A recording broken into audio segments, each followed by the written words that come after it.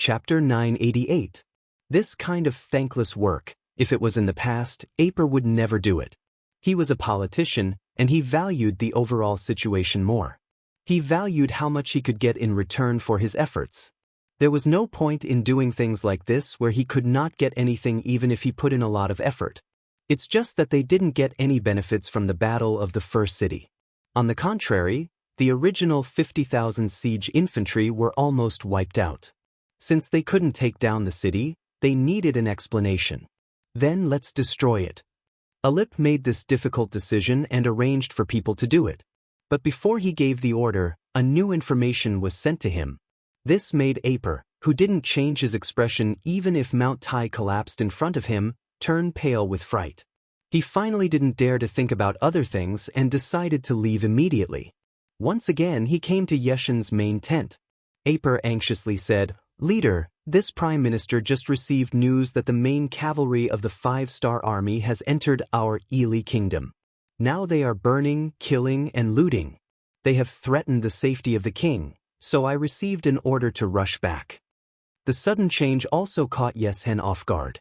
At first, he thought that Apu was afraid and wanted to leave first so that he could bring up the rear. But soon after, the informants he had left in the Ili kingdom also sent him the same message, so he knew that this matter was not fake. Aper knew that Yeshen was just going through a procedure. He didn't care whether the other party agreed or not. This time he must leave. Therefore, after meeting with Yisien, he turned around and left to make arrangements for the army's retreat. As for other things, of course, he didn't have the heart to care about them. In order to hurry back, he even threw away some shield carts and ladders. For Aper, less than 5,000 of the 50,000 infantry were basically wiped out, so there was no need to take these things away. When Aper came, he had 200,000 soldiers, but when he left, he only took 125,000 soldiers, 100,000 cavalry, 5,000 infantry, and 20,000 cavalry. In addition to the 45,000 infantry that were destroyed in the siege of the first city, he and Keegan lost nearly 30,000 cavalry. In this battle, not only did he not get any benefits, but he also lost so many soldiers. It could be called a failure. Aper left very quickly. He was so worried about the safety of the king and his base that it only took him a day and a half to order a retreat. His departure made Yeshen's Wara Wara army a lone army. Although it was said to be a lone army, they still had about 135,000 cavalrymen under their command. Of the 30,000 cavalrymen who attacked Mabe, 25,000 were killed. Teng Shu's 10,000 cavalrymen who returned from Sanbuchuan were completely annihilated. First, he relied on the fact that his subordinates were all cavalrymen, and that his base in the Hetao region had not been attacked by the northern Ming army, so he was more relaxed than Ali Pu. He even didn't forget to bombard first. Since he was going to leave, he had to leave something behind. Otherwise, it would be a big loss. Under Yeshen's order, the 5,000 cavalry dismounted and became infantry. They pushed the heavy catapults and rushed out of the first city. He wanted to do this under the eyes of First City. He wanted to disgust Yang Chendong. The movements outside the city were updated every hour and sent to Yang Chendong. When he heard that Aper had led the Ili army to retreat, and Yeshen stubbornly wanted to take his grain fields, he had the urge to immediately send troops. Speaking of which, after a month and 8 days of defensive battles, batch after batch of veterans were recruited into the new Second Army. The new Second Army had basically taken shape under the preparations of the commander. It had the 1st Cavalry Division, the 2nd Cavalry Division, the 3rd Cavalry Division, and the Infantry Division, a total of more than 33,000 people. In addition, there were nearly 20,000 people in the new Second Army's main force, as well as the 1st Cavalry Division and the Tatar Division outside the North City. Now, he had more than 60,000 soldiers in his hands. If he launched a counterattack with all his strength, he had some confidence in winning. However, it could only be said that he had confidence, and the chances of winning were not very high. Furthermore, the cavalry that he had brought with him were all elite troops that had fought alongside him for many years. The remaining 135,000 men were already twice the number of his own men. If he were to attack recklessly before they were fully prepared, it was very likely that both sides would suffer losses. Either they didn't fight, or they had to fight and win. This was Yang Chendong's thinking. As for the more than 300,000 mu of grain fields outside the North City that needed time to prepare, it was necessary. Compared to these material things, Yang Chendong valued the lives of the soldiers more. Come, immediately send a message to Division Commander Xuan Honghai in North Desert City. Ask him to bring all the cavalry that he can to the first city to provide assistance. This time, I want to inflict a heavy blow on the Wala army and let them know how stupid it is to choose our 5-star army as an opponent. Yang Chendong's eyes flashed with a strong fighting spirit. He wanted to establish the myth that the first city was invincible through this battle. He wanted to completely solve the security problem of the first city through this battle and also dispel other people's thoughts of attacking the city. After the telegram was sent out, Division Commander Xuan Honghai in North Desert City, while mobilizing the cavalry in his hands, informed the leaders of the big tribes near North Desert City that it was time to fight a smooth battle.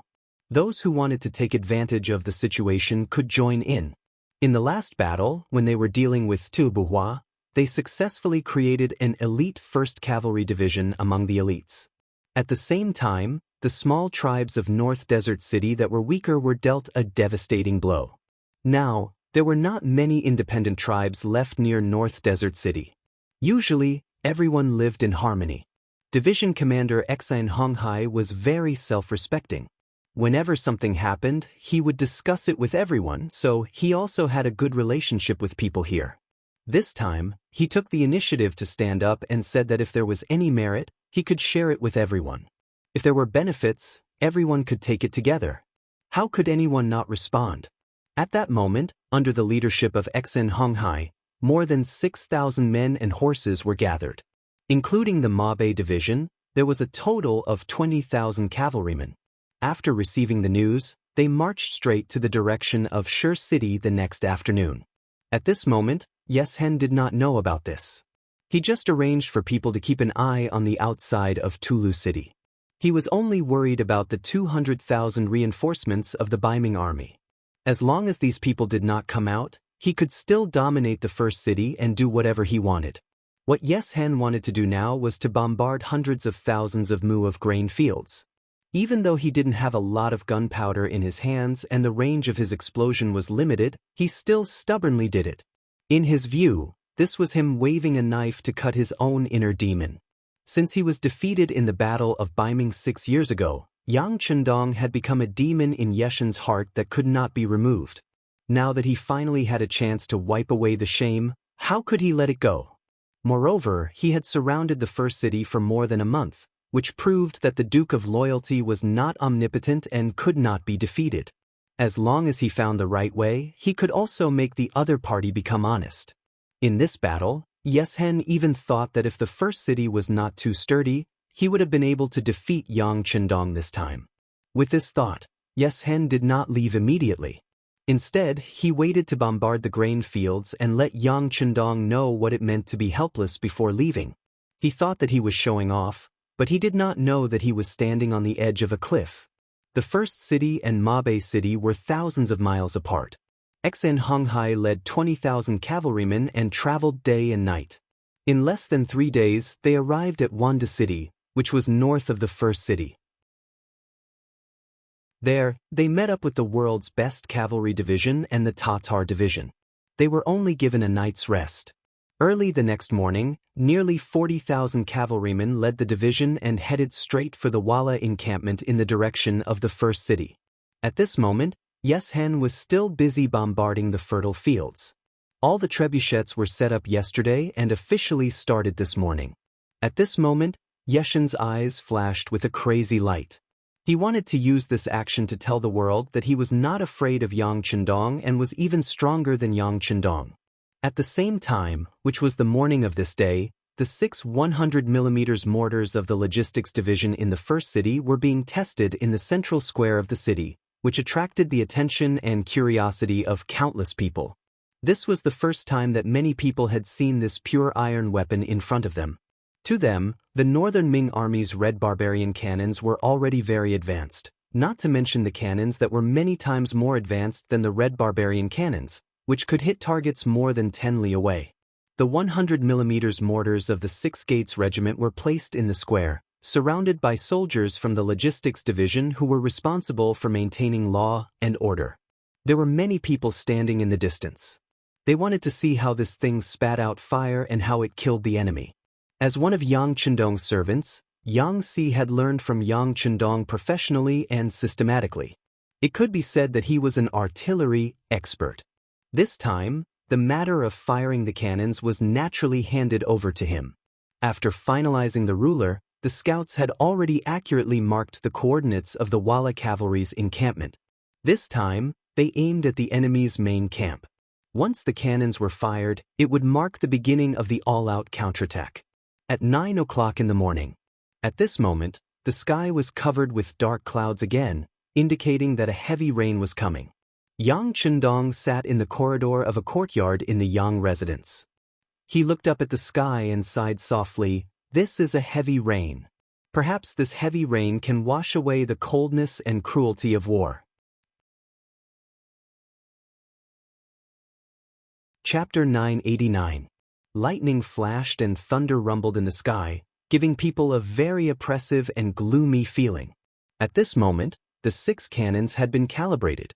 In order to deal the greatest damage to the enemy and destroy the enemy cavalry's will to resist, Yang Si chose to fire 3 shots in a row from the nearest 6 li to the nearest 12 li. In other words, in this 6-kilometer-long Walla army camp, the 6 cannons had to fire 3 shots in a row in a short period of time. That was 18 shots in a row. Without any preparation, one could imagine how much damage and shock this cannon fire would bring to people. Ready, fire. Seeing that the time was up and everything was ready, Yang Si suddenly dropped the red flag in his hand. Then, the 6 cannons let out a loud roar. 6 shots were fired out of the barrels and flew out of the city. In the square, the people didn't disperse because of the heavy rain. They still opened their eyes wide and looked at the light and roar caused by the cannons. Outside the beginning city, the Walla cavalry was less than 3 kilometers away from the city wall. They seemed to want to use this method to suppress the 5-star army and show their strength. At this moment, the front line had undoubtedly become the focal point of the cannons. First, there was a whistling sound followed by a boom. After a loud explosion, a deep crater appeared. The 2 tents in the crater were instantly turned into ashes. The other tents on the side were also affected. There were different degrees of damage and casualties. The attack officially began. The cannons drew a beautiful arc in the sky and landed in the Walla camp. In the roar, one tent after another was destroyed. Group after group of unprepared Walla cavalry were killed, injured, and frightened. Yes Hen saw that the rain was coming. He was patrolling the camp with his men. He wanted to see if there were any tents that were not set up properly and if there were any stable doors that were not closed properly. It was precisely this action that saved his life. In the blink of an eye, the main tent he was in was blasted to the ground. Soon after, a giant crater appeared. Under the precise measurement of a ruler, the dozen or so personal guards and his concubine in the tent all disappeared from this world. Yes Hen looked back. His eyes were wide open and his face was full of disbelief.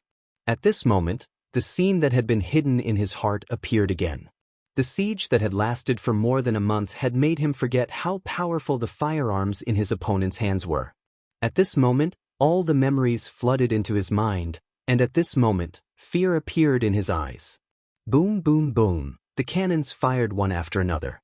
In a short 2 minutes, 18 cannons were fired. If the cannons only caused damage to the Walla cavalry, it would only cause hundreds of deaths and thousands of injuries. For a cavalry team of nearly 140,000 people, this damage was nothing. The effect of injuring people was limited. The main purpose was to destroy their morale. Under the 18 cannonballs, the Walla cavalry became dizzy and disoriented, striking fear into their hearts. The originally high morale in their hearts was completely destroyed. At this moment, the loud bugle call sounded. Then, more than 70,000 5-star army began their crazy counterattack. They seemed to have appeared out of thin air and suddenly appeared in all directions of the Walla army camp. Unknowingly, the 4 outer city gates of the beginning city were opened. Too many cavalry warriors poured out from there. In the entire army in the beginning city, except for the infantry division of the new second army that continued to stay on the city walls, the other cavalry teams had all come out. They were like locusts that wreaked havoc. In a very short time, they arrived at the periphery of the Wala army camp and carried out a crazy massacre. Among these attacking armies, the 1st Cavalry Division's attack was the fiercest. At least a quarter of them had followed Tuachuo Buhua Khan before. For example, the 3rd commander, Hubo, was deeply indebted to Tuachuo Buhua Khan. Now that their enemy was right in front of them, they went all out. The combat power of the 1st Cavalry Division was already very terrifying. Now that they had gone all out, it was imaginable how desperate it would be. Wherever they went, the Wala cavalry was overturned and covered in blood. The Tatar division was right behind the 1st Heavenly Cavalry Division. After such a long period of hard work and sacrifice, the Tatar division had become an existence that represented a powerful force. They appeared like a flood, following closely behind the 1st Heavenly Cavalry Division. Hundreds of arrow formations were formed as they killed their way into the Wala cavalry formation, dealing heavy damage to the enemy.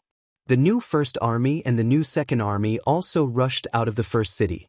Their strength lay in their numbers. Everyone could huddle together to protect themselves and ensure the safety of the left and right flanks. The soldiers only needed to bravely charge forward and take the head of the target. Under such a situation where there was no distraction, everyone performed to their best. For a time, no one could stop them. Lastly, it was the Mo Bay Division and the 20,000 soldiers of the Mo Bay tribe. Relatively speaking, their strength was the weakest, especially the Mo Bay tribe's cavalry. They were used to fighting alone and did not know what it meant to work together. If it was a normal day with their strength, facing the Wala cavalry, even if they had more people, it would be difficult for them to gain any advantage. But today was completely different. They were following behind the main force of the 5-star army, and they were going for a surprise attack. Like this, where they were not in a formation, as long as they were not isolated, they would not be in any danger. In such an environment, it also allowed them to better display their strength and try their best to kill those Wala soldiers who had been beaten until they were dizzy and disoriented. It was not true to say that they were utterly defeated. The explosions of the cannonballs had indeed caused the Wala cavalry to panic. However, when the shrill sound of the bugle horn signaled the arrival of a large army, the Wala cavalry displayed their outstanding military qualities. Many of the cavalry rushed to the stables to find their own war horses. They picked up their own sabers and charged towards the 5-star army in the distance. This was the strength of the Wala cavalry. Perhaps they were used to sneak into the camp often. Once they found that the enemy suddenly appeared, they did not need to do anything at all.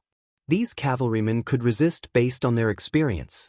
At one time, there were even several incidents where they killed the enemy and returned. But this time, they were facing an army that was just as good as the Wala cavalry. It was impossible for them to turn defeat into victory. It was just a matter of how much they could lose. Yeshen's main tent was completely destroyed by the artillery. He was stunned for a while until his subordinates, He Lei and Mu De, came to his side to ask for instructions. Only then did Yeshen regain his senses and his eyes were filled with anger. Report the situation. Lord Leader, according to the reports from the scouts of the various camps, the 5-star army has at least 70 to 80,000 people. They are currently attacking our camp from different directions. Although our cavalry warriors are valiantly resisting, the enemy's attack is too fierce and too sudden. Right now, some of the outer camps have already been occupied. General He Lei was originally in charge of the safety of the entire camp, so he did not need to prepare anything when he reported this. The outer camps have already been occupied. Also, you said that the 5-star army has 70,000 to 80,000 people. How is that possible? Where did they get so many cavalrymen? If they have this kind of strength, why do they only focus on defending the city? After Yeshen heard the detailed report, his face was filled with disbelief. Before the war, he and Apu had done some research. The 5-star army was just a new army in the grasslands. There were around 30,000 people. There was also the famous 1st Cavalry Division that had a few thousand people. Even if they included the 20,000 people guarding Mo Bay City, they only had around 50,000 people. Moreover, Apu was in a hurry to leave because it was confirmed that someone had gone to Ili to cause trouble. It should be the 5-star army's doing. Since they had already divided their forces to Ili, how could they still have so many troops left here, and the number of people far exceeded the data he investigated? Chief, do you think the 5-star army recruited a large number of people in the beginning city? You know that there are more than 500,000 people in the beginning city, and they are all gathered together. It is not difficult to select tens of thousands or even more adult men from here. He Lei had already thought about this question in his heart. Seeing that the time was right, he spoke out his guess. Yes, it should be like this. They must want to make a huge formation to force us to retreat. In this way, the crisis of the beginning city can be resolved. Another warrior, Mutu, agreed with He Lei's idea and said aloud. Yeshen's eyes flashed with a thoughtful look. After about 2 seconds, he nodded. Okay, then let's test the strength of the other party. I will leave this matter to you. General He Lei, you have to pay attention to the situation of the battalions at all times. If there is any danger, you have to send troops to support in time. Since the 5-star army wants to use the commoners as an army to scare this chief, then let's have a good fight. I want to see who will be the winner in a fair and square battle without using any schemes or tricks. Mutu saluted and left excitedly. Since the last time he led 30,000 cavalry to attack Mo Bay City and was defeated by the world's best cavalry division and the Tatar division, he felt that he could not raise his head in the army. Now that he had the opportunity to lead the army again, of course he would cherish it and perform well. Chapter 990. He Lei didn't leave, but was stopped by Yeshen. Go make some calculations and have our elites retreat. If things don't work out, we need to leave the battlefield as quickly as possible. Do you understand? Leader, do you mean that we might lose this battle? He Lei carefully worded his words. There's a saying in the art of war, it's not wrong to think about defeat before planning for victory, Yeshen said cunningly. He didn't understand much of the 36 stratagems, but he completely understood the last stratagem, retreat. He could even use it in battle. He had a feeling that Yang Chendong wouldn't do such a thing if he didn't have a certain chance of winning. It was necessary to prepare beforehand. As long as the main force and elites were still there, this battle wouldn't be considered a defeat. After understanding Yeshen's meaning, He Lei asked worriedly, Leader, should we inform General Mu Tu? He should be going to the front lines soon. If we suddenly retreat with our elites, won't he be in danger? No need. Mu Tu should have been executed in the previous battle. Keeping him alive for so long is my benevolence. Let him fight to the death on the battlefield and gain a good reputation. Isn't that better? Yeshen's ruthless side was once again displayed. In the eyes of this kind of person, there was only value in using others. As for friendship and feelings, they didn't exist at all. If anyone wanted to talk about feelings with him, they would be looking for sadness and death. After He Lei heard this, his heart skipped a beat. While he was on guard, his expression didn't change as he said, Yes, leader. This subordinate understands. How would Mu know about this? He, who had left excitedly, was now leading his army forward.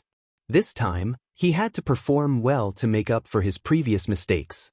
If everything was as the chief and He Lei thought, then the 5-star army should be made up of commoners in disguise.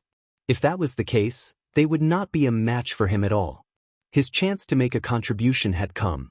As expected of one of the 4 great generals, once Mu Tu entered the battlefield, he launched fierce attacks again and again. And he was facing the Mo Bay army and Mo Bay army that had arrived last. Relatively speaking, they were also the weakest group. When the strongest met the stronger, the result was naturally obvious. Although Xen Honghai commanded well and filled in the gaps in time, the soldiers under him lacked the ability to fight together. Before the battle, they could still have a good formation, but once the battle started, they all became scattered sand. They could only fight for themselves, and it was difficult to form any cooperation. Facing the fierce Walla cavalry, they could only retreat. Mu Tuo repelled his opponent, which made him believe in the chief, and he lays judgment even more. It also made him have a bold idea, which was to continuously attack and penetrate the enemy. Then, he would take the opportunity to see if he could take down the origin city that had no military strength.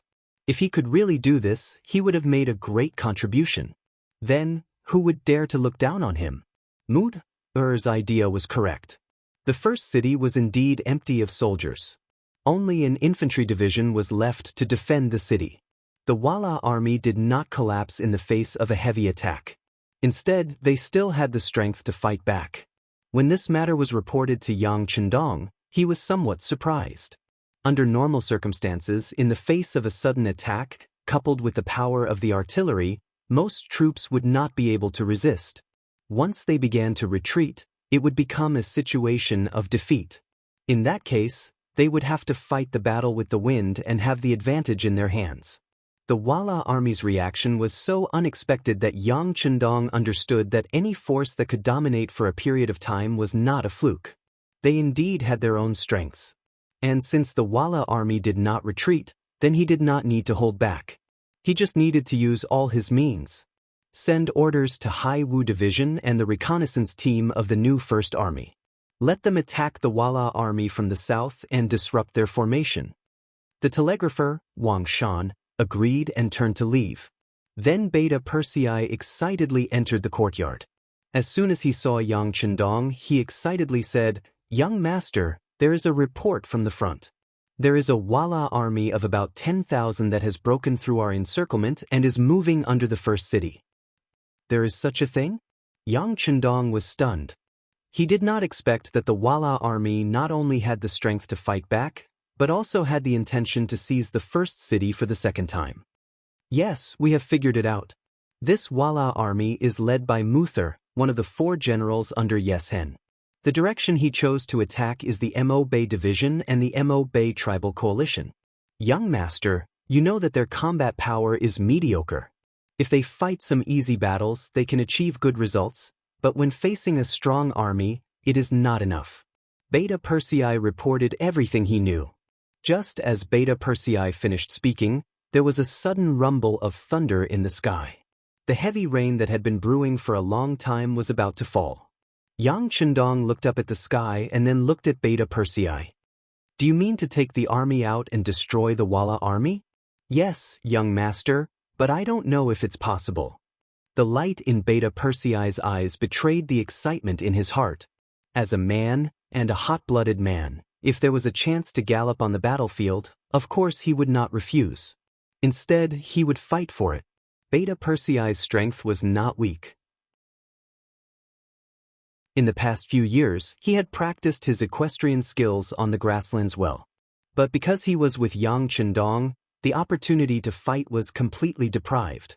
Now that he finally had a chance to perform well, how could he miss it? Naturally, he would fight for it. Yang Chendong only hesitated for a moment before agreeing to Beta Persei's request. "Your desire to fight is good, but now there is no decent cavalry in the first city. What do you have to fight with this Muther?" "Young master, don't you have your 2 guard brigades? They add up to 1,000 people. That's enough. Besides, although the guard brigade has not stopped training since it was established, they have not experienced any battle after all. After a long time, I'm afraid that their skills will be rusty. There are some opportunities to test their strength. Isn't it the best of both worlds?" Beta Persei opened his mouth and found a good reason for himself. The 2 guard brigades had a total of about 1,000 people. This was also Yang Chendong's last defense force, but at the same time, it was also the strongest defense force.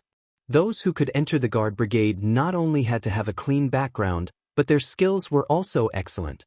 In the eyes of many people, being able to enter the guard brigade was a glorious existence. The difficulty was even many times more difficult than entering the Cold Front and the 1st Cavalry Division.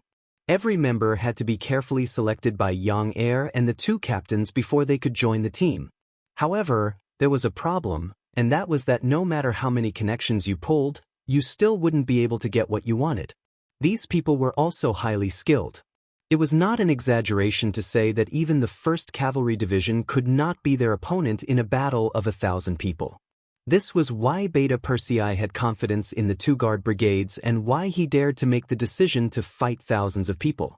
Yang Chendong usually trained with the guard brigade, so he was naturally aware of their strength.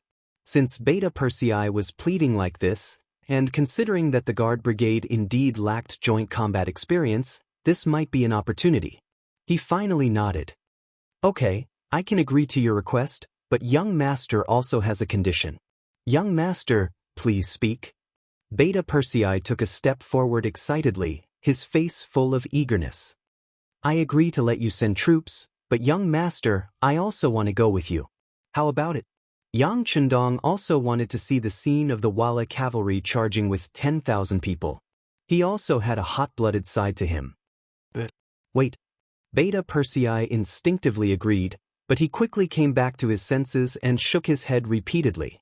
No, the ladies and Tigerhead have strictly ordered me not to let young master take risks. This is absolutely impossible. Yang Chendong knew that Beta Persei would not agree immediately, so he questioned him. Beta Persei, you just said that with the strength of the guard brigade, it would not be a problem to deal with the Wala. Are you doubting the strength of the guard brigade? No, young master. Beta Persei quickly shook his head and denied. That's good. Since the combat power of the guard brigade is invincible in the world, there is no danger. What is there to be afraid of for young master to follow them? Well, it's settled. The battle doesn't wait for anyone. Go and arrange it immediately. Yang Chendong waved his hand at Beta Persei without any explanation. Beta Persei retreated just like that, only to realize that he had been tricked by the young master.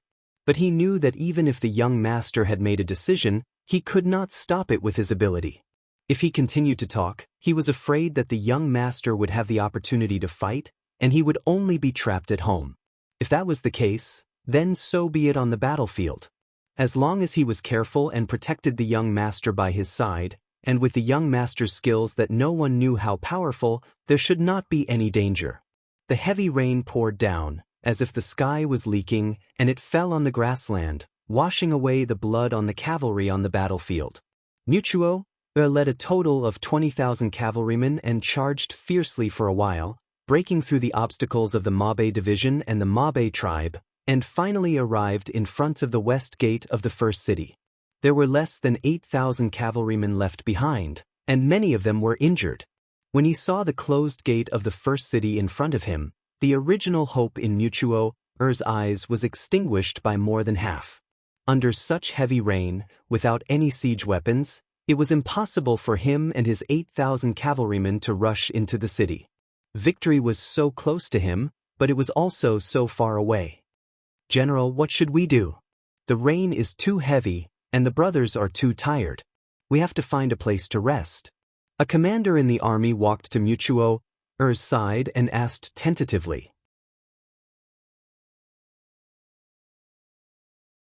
Chapter 991. Taking a deep breath, Wuxia knew that he had done something useless this time. With a dejected look, he was ready to give the order to retreat. Wait, look, did the city gate open by itself? A chilly arch interrupted the decision that Wuxia was about to make. He pointed to the west gate of the city and shouted loudly. The heavy rain was still falling, and the west gate opened from the inside. Then, a group of black cavalry under the protection of full armor walked out. A group of 5 people, despite the heavy rain, still came out as usual. The neat order seemed to prove their iron-like discipline. After walking for a full quarter of an hour, all 1,000 black cavalry walked out of the city gate. Finally, Yang Chendong, who was dressed in a particularly eye-catching golden robe, walked out of the city gate under the protection of Beta Persei and the others. Just after he left the city, the heavy gate behind him slowly closed.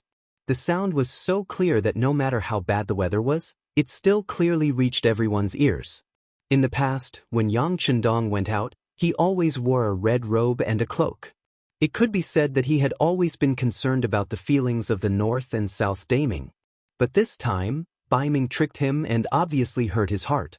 At this moment, he no longer hid and put on the golden robe that represented imperial power. Yang Chendong was also dressed in black armor, only revealing a pair of murderous eyes.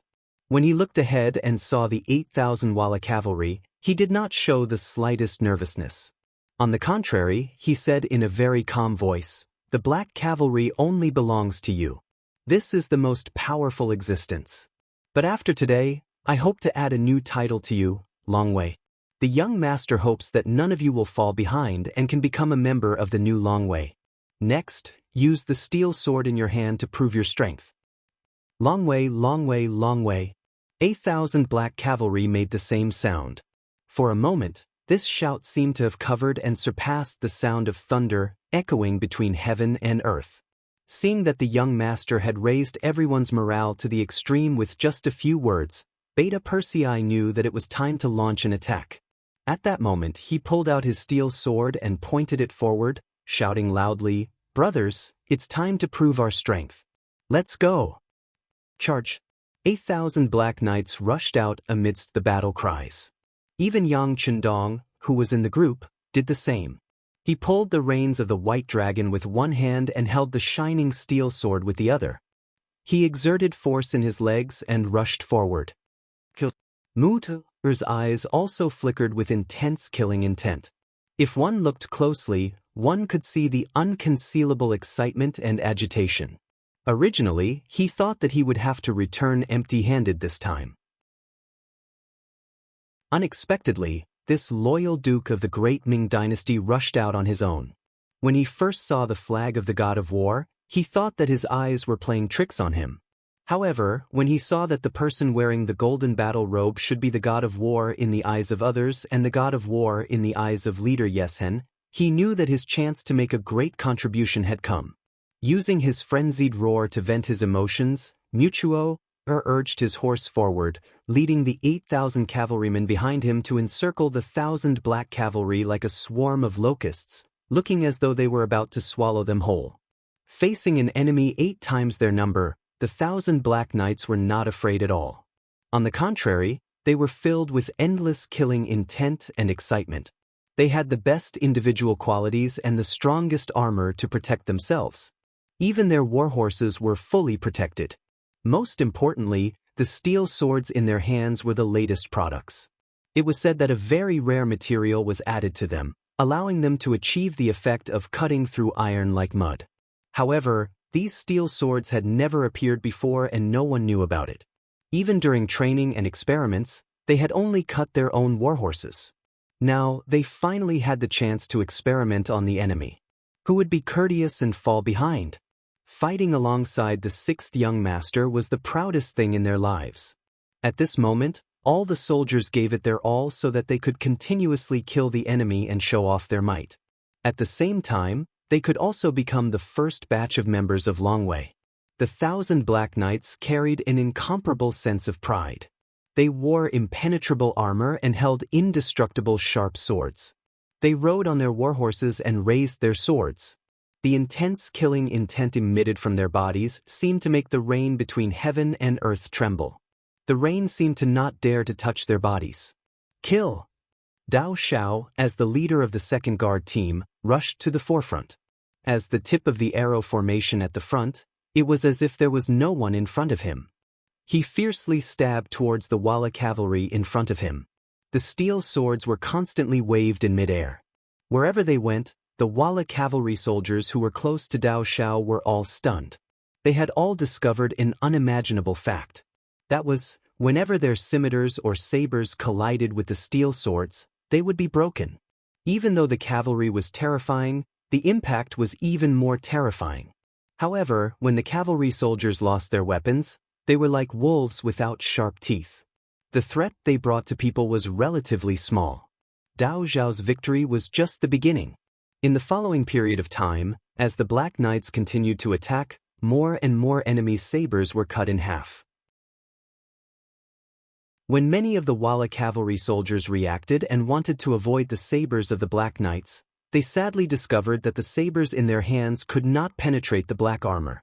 They could not achieve the effect of killing or even injuring the enemy. On the contrary, when the steel swords in the hands of the Black Knights were no longer obstructed by the sabers, when they slashed the bodies of the Black Knights, it was a life.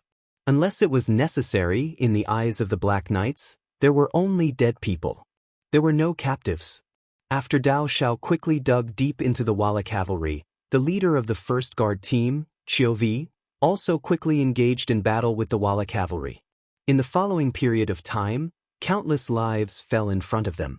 In terms of combat strength, equipment, quality, and combat strength, no one was a match for the Black Knights. It had been a long time since the Black Knights participated in a proper battle. For a time, many people only remembered that there was a very powerful 1st Cavalry Division on the grasslands, but forgot that there was a Black Knights that was even more powerful than them. And this battle was the time to verify and continue their legend. On the west gate tower of the beginning city, although the rain was still pouring, there were more and more soldiers and people standing on top of it. They rushed over after hearing the news that the Heaven Khan was going to attack personally. They wanted to see the Heaven Khan's glory. The facts did not disappoint them. Although it seemed that the military strength of the two sides was obviously not equal, with 1,000 against 8,000. If such a thing was told to anyone, they would probably arbitrarily choose the winning side. However, it happened to the Heaven Khan. This person who constantly created miracles seemed to be very normal for him to win. He was originally a messenger sent by the longevity heaven to the grasslands. Anyone who made an enemy of him was equivalent to provoking the gods. It was only a matter of time before they were punished. Look, the person wearing the golden god of war is the Heaven Khan. Look, the Heaven Khan is moving.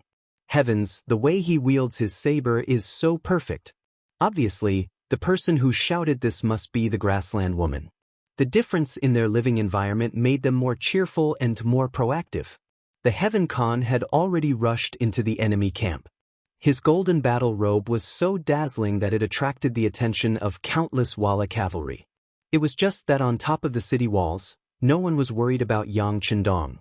It was as if in their eyes, no one in this world could defeat the Heaven Khan. Therefore, no one felt that the Heaven Khan was cruel when he kept waving his saber, causing blood and limbs to splatter everywhere. Even some of the more timid girls on the city gate tower could only see the Heavenly Khan's imposing figure and clean movements. Yang Chendong had indeed killed his way into the enemy camp. He was covered in black armor from head to toe, so he was not afraid of any opponent at all. In this kind of battle that was close to a one-sided massacre, he had to show enough bravery and let the world sing about it. He had to make those who worshipped him worship him even more, and those who did not worship him before become his admirers. At Yang Chendong's current position, his every move represented a political significance. He was not a person who liked to kill, but at this moment he had to show enough courage and drive to kill. This would play a very positive role in his future rule here. Beta Persei and the others followed closely beside Yang Chendong, and at the same time, they kept waving their sabers. The enemies who rushed over died under their feet, and the enemies who rushed over were chopped to death in front of them. They were invincible all the way. That's Yang Chendong. Kill him. Kill him and our names will go down in history. Kill him and we will make a great contribution. Mut saw Yang Chendong from afar, and then shouted. His eyes were bloodshot, representing the excitement in his heart at the moment. This was Yang Chendong. How many people hated him to the bone and wished for him to die immediately? Unfortunately, most of those who had such thoughts and put it into action had become a pile of bones. Now that an opportunity had been thrown in front of him, there was no way Mu Tu would not seize it. Mu widened his eyes and slapped his warhorse with all his might. At this moment he waved his saber and approached Yang Chendong. At this moment he could even see the miraculous martial art in front of him. He seemed to see the scene of his legend being sung by tens of thousands of people in the grasslands. Get lost. A loud roar interrupted Mu Tu's fantasy. It was Beta Persei's saber, to repel and kill anyone who wanted to approach the young master from both sides.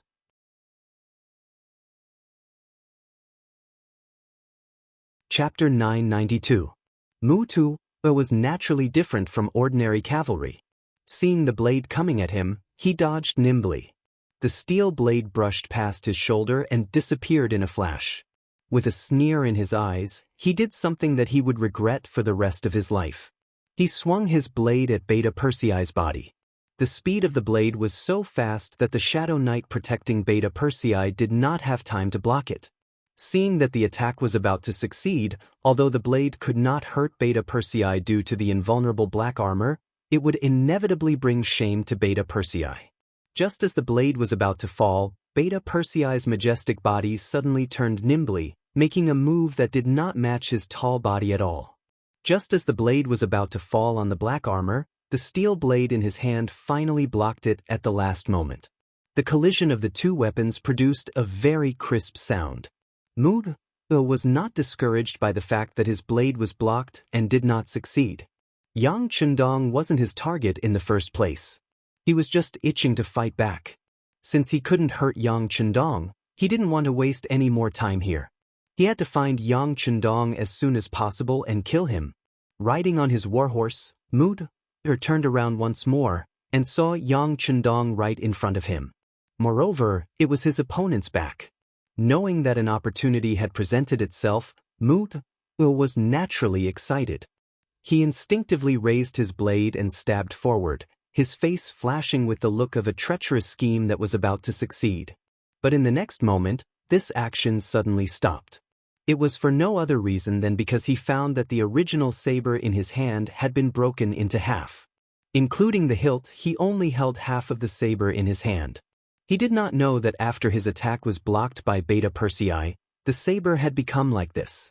Just as he was wondering why the saber had become like this, Yang Chendong, who was right in front of him, suddenly turned around and slashed at him. This strike was fast and accurate.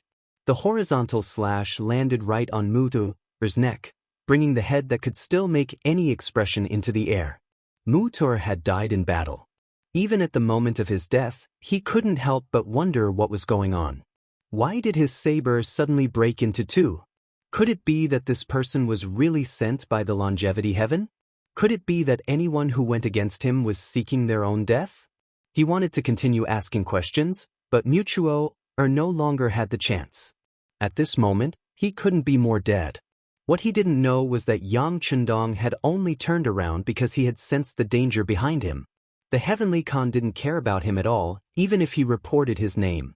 This was because in front of Yang Chendong, even if it was Yeshen, it was nothing to be proud of. They were not on the same starting line to begin with. Mutur had died in battle, and thousands of Wala cavalry were buried with him. And as the rain grew heavier, more and more people died, and more people were buried with him. And this battle only lasted for more than half an hour, and it was over after a little more than an hour. The new army had returned to the beginning city. They were sent by Tiger's man. After learning that someone had broken through the Mo Bay Division's defensive line, he was worried about the safety of this place, so he sent Deng Yu, the leader of the new army, to come personally. Of course, if Tiger's man knew that the young master had personally participated in the battle below the city, he would have given up everything and rushed over. The new army came, but by the time they arrived, the battle was already over. Nearly half of the 8,000 Wala army were killed, including the main general, Mutu. The other half had already dismounted and knelt down to surrender. After witnessing the power of the Black Knights, their inner defenses collapsed, and they no longer had the courage to fight with their sabers. On the other hand, none of the Black Knights died in battle, and only 7 of their brothers were injured. As long as they rested properly, they could immediately rejoin the battlefield. 1,000 against 8,000, and they still managed to achieve such a result. This was the strength of the elites. 6th Young Master. When Deng Yu saw Yang Chendong, he excitedly dismounted and knelt down. You came at the right time. Immediately assist the infantry division in the city to take this prisoner away. Now that we are out, we have to go to the main battlefield to take a look. After Yang Chendong gave Deng Yu an encouraging look, he ordered Beta Persei to open the city gate and solve the problem of the prisoner. Just as Yang Chendong was engaged in a bloody battle with the Wala cavalry, Hai's 5th Division and the new army reconnaissance group were also ordered to launch a fierce attack on the rear of the Wala army. Hai's 5th Division, which was made up entirely of musketeers, fully displayed their destructive power. Facing the unprepared rear of the Wala cavalry, they only charged and killed nearly 1,000 people, causing great chaos. The morale of the Wala army, which had already suffered defeat after defeat on the front line and was riddled with holes, finally began to waver when they received news that their rear had been attacked. Originally, they believed what their leader said. They had a great advantage in numbers, and as long as they could pay a certain price to stabilize the situation, then it would be time for them to counterattack with all their strength. The reality did not match the plan, which made many Wala generals waver. Even as the leader, Yes Hen could see that the situation was unfavorable. He knew that if the battle continued, he would be the one to lose. General He lay, is everything ready? In the temporary main tent, he looked at the reports of defeat one after another. He had already lost the news of a decisive battle with Yang Chendong and had completely given up on the idea of a decisive battle. Leader, everything is ready. According to your plan, if we retreat now, we can withdraw about 80,000 people. He lay, who was already prepared, said aloud. Good, notify everyone. When the sky turns dark and the rain stops, we will retreat. As for those who are not on the retreat list, we can order them to launch a counterattack now. We must create an illusion that we are determined to fight to the death. This will help us maintain a safe distance between both sides. Yeshen's voice was calm, but the exhaustion on his face and even the trace of fear in his heart had already betrayed him. Once the order was given, the Wala army's counterattack began. It was as if they didn't care about their lives. The counterattack of tens of thousands of soldiers increased the pressure on the advancing 5-star corps, causing several armies to have no choice but to retreat and fight in groups. Other than the 1st Cavalry Division, which had already split into 5 units, most of the 5-star army on the battlefield had already gathered together. Retreat. Yes Hen, who received the report from the scout, immediately gave the order. When the sky turned dark, the Tile army that had been charging forward courageously suddenly retreated like a receding tide. The generals of the 5-star army who were gathering their troops realized that they had been tricked. At this moment, it was already too late to give the order for the entire army to pursue. Yes Hen gave the order to retreat. Following that, he sent out 5,000 cavalrymen to chase after the Lung Wu division and the scouting group in order to prevent them from interfering with his retreat. In the end, he also sent out 5,000 cavalrymen to block the 1st Cavalry Division that was chasing after him. The original 80,000 retreating soldiers were reduced to 70,000 just like that. Under the cover of the night's rain, they quickly retreated from the battlefield. It had to be said that the Wala cavalry's discipline was still very strong. Even under such circumstances, they still retreated. However, the 10,000 cavalrymen he sent out were quickly killed and captured. Whether it was facing the fierce attacks of the Lung Wu division and the scouting group, or facing the bravery of the 1st Cavalry Division, these cavalrymen would only be sending themselves to their deaths if they charged forward. After defeating another 10,000 cavalrymen, the 1st Cavalry Division's commander, Hubo, and a few others suggested that they should continue the chase. No matter what, they couldn't let Yes Hen escape. However, at the crucial moment, Division Commander Tian who gave the order to not give chase before the main force arrived. After all, Yes Hen had 70,000 elite cavalrymen. If they charged forward alone, they would most likely be surrounded and heavily injured. Although it was said that with the strength of the 1st Cavalry Division, they were not afraid of anyone. However, if they knew that they couldn't do it, it wasn't bravery but stupidity. Yang Chendong came to the main battlefield early in the morning of the 2nd day. At this moment, the heavy rain finally stopped after 3 days, leaving only a light drizzle in the air. When he saw the corpses and blood everywhere he looked, he couldn't help but sigh. The setting sun on the battlefield is as red as blood. White bones are exposed for thousands of miles in the wilderness. Young Master, the scouting group reported that Yes Hen brought 70,000 Wala cavalry back to Jingzhou City and Shajing City. At the same time, they also fought with the Baiming army not far from the city. Beta Persei looked at the battle report that had just been sent and reported to Yang Chendong. Fighting with the Baiming army? What's going on? Yang Chendong asked with some confusion. Didn't they already join forces? Why would they fight at this time?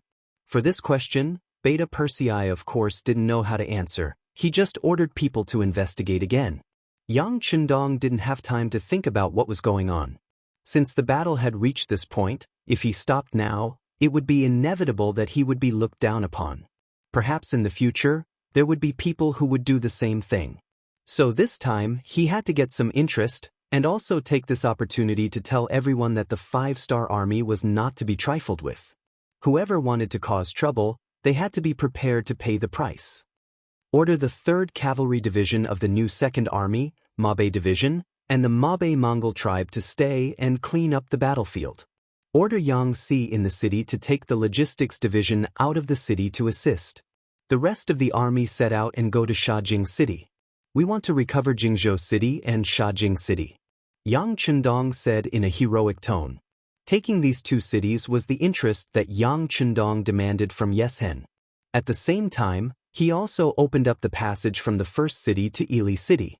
Otherwise, once the Baiming army took advantage of the situation, he was afraid that if he wanted to reach out in the future, he would be restricted.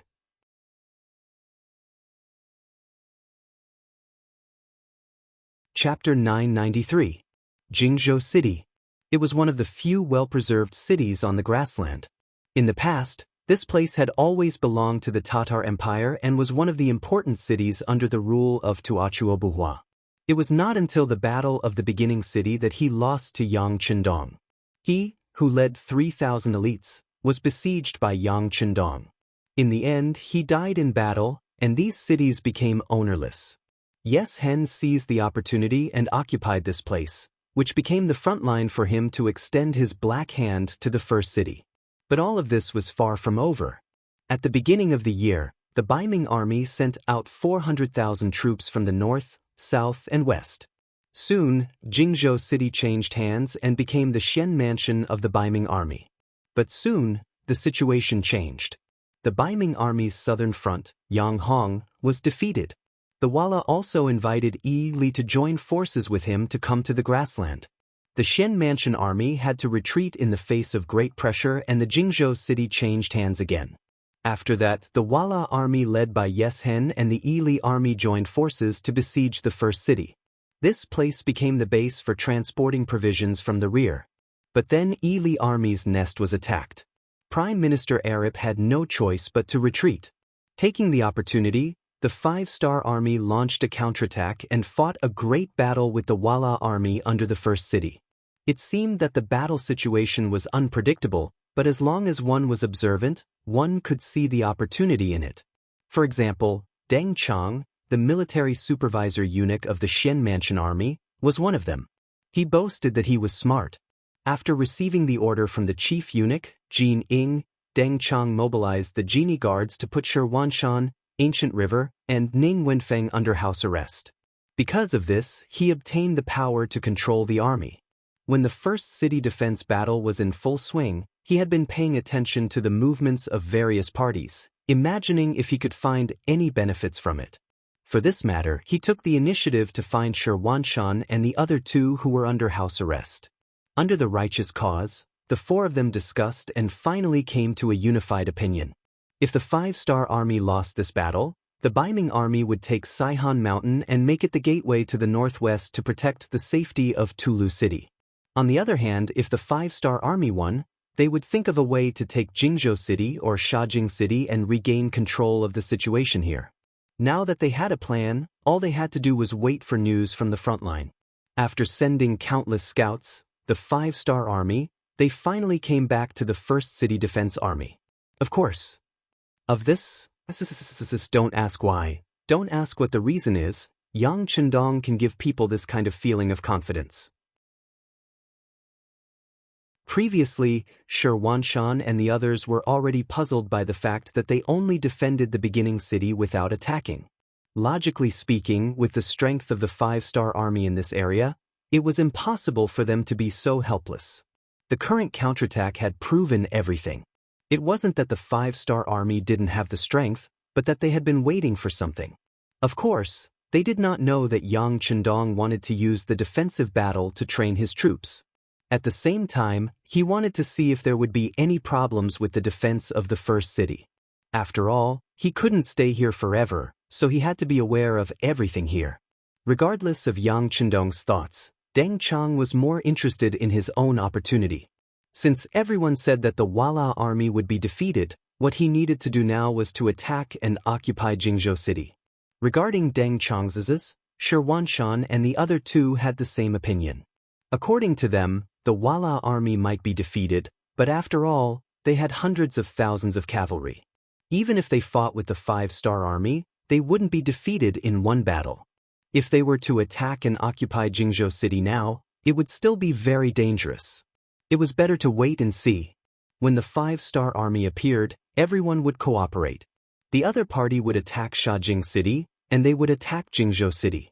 Xianxia and the other two's words belonged to the old cities. For Deng Chang, who wanted to make contributions, this was not in line with his interests. On the surface, Deng Chang agreed to Xianxia and the other two's request. However, after leaving the yamen of the 3 nobles, Deng Chang changed his mind. He decided to take a risk and take down Jingzhou City. Deng Chang's thinking was very simple. Once they could take Jingzhou City and station a certain number of soldiers there, even if the defeated Wala army was dissatisfied, they wouldn't waste time attacking the city. In this way, the great merit of taking Jingzhou City would be his alone. In this way, he would have a chance to return to the capital and enter the imperial palace. Only by working at the emperor's side could a eunuch be promoted faster and have more hope of standing out. Having made his decision, Deng Chang did not let the merit go to his head. He chose to take Jingzhou City through deception rather than a forceful attack. In other words, he sent people to appear outside Jingzhou City in the name of labor. If they could smoothly enter the city, that would be for the best.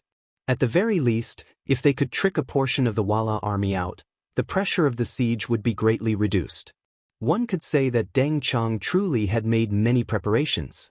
For this reason, he had even taken out a portion of the limited provisions in Yamen and sent it to Jingzhou City. But he had never imagined that when Tingshu's army of 10,000 had been wiped out, Yang Chendong had intentionally framed the Baiming army. In other words, the Wala army did not trust the Baiming army at this moment. Deng Chang knew nothing of this. Just when he had wanted to use their relationship as allies to deal a heavy blow to the retreating Wala army, it had been the other side who had made the first move. At the gates of Jingzhou City, the Baiming army had pretended to be a labor force and was preparing to strike, but the Wala army had beaten them at their own game, happily exiting the city. Then, the 5,000 cavalry left behind to guard the city attacked, catching the Xian Mansion army off guard. The 5,000 cavalrymen did not greet him and charged forward. It was only when their sabers landed on the Xuanfu soldiers' necks that Deng Chang realized that he had once again overestimated his opponent's credibility. It turned out that this was a heartless person, a race that could kick their friendship away like a ball and betray their allies. Before the Xian Mansion army could even take out their weapons, they were defenseless. Nearly 10,000 of them were killed by the 5,000 Wala cavalry, and countless more were injured. Deng Chang, who had not only failed to complete his mission, but also suffered heavy losses, was very angry. He quickly transferred 30,000 cavalry from Senbuchuan City. He did not believe that the Wala army with only 5,000 could do anything. It was at this time that even more unfavorable news came.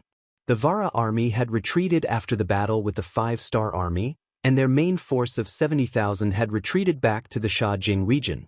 Their vanguard had coincidentally clashed with the 30,000 cavalry he had sent. Needless to say, the Xian Mansion soldiers were once again defeated due to their inferior numbers and combat strength. The 30,000 cavalrymen were not even able to display half of their battle prowess.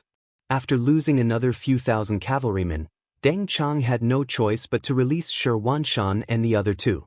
However, in the face of such a disadvantageous situation, the only thing Commander Shi could do was to retreat into the city and prepare to defend the city. Senbuchuan City once again entered a defensive state, but this time, it was not the Wala army that surrounded the city, but the 5-star army. Following closely behind was the 5-star army that was truly here to pick the peaches. When the Wala army retreated to the Shajing region, Yang Chendong led the five-star army's main force of several tens of thousands to rush over. When Yes Han led his troops into Jingzhou City, Yang Chendong rushed over. Following that, the Hai Wu division took out the rocket launchers that they had brought along and aimed at the Jingzhou City's north gate that seemed to be ready for battle. It was the same siege, but the difference in weapons meant that the outcome would be different. When the city gates opened, the 1st Cavalry Division rushed into the city, brandishing their blades, and began a merciless slaughter. They wanted to vent all their hatred towards Yes Han for killing Tuachuo Buhua. Only Yes Han reacted quickly. When he heard that the North Gate had fallen in such a short period of time, he knew that the situation was not good. He left behind the original 5,000 cavalry to defend the city, and then led the 70,000 main force to retreat. Facing the full-force counterattack of the five-star army, the Walla army's heart was unsteady, and they retreated step by step. Not only did they quickly lose Jingzhou City, they also lost the nearby Shajing City, and left the region like a stray dog. Yang Chendong knew the logic of not chasing a cornered enemy. Right now, he was not ready to fight a decisive battle with the Walla army. After days of marching in the rain, the five-star army was exhausted. Since their strategic goal had been achieved, and they had taken over Shajing City and Juanzhou City, then they should know when to stop. They should stop chasing and digest the fruits of war first. While resting, he did not forget to gather grass and beat rabbits, and surrounded Sanbuchuan City.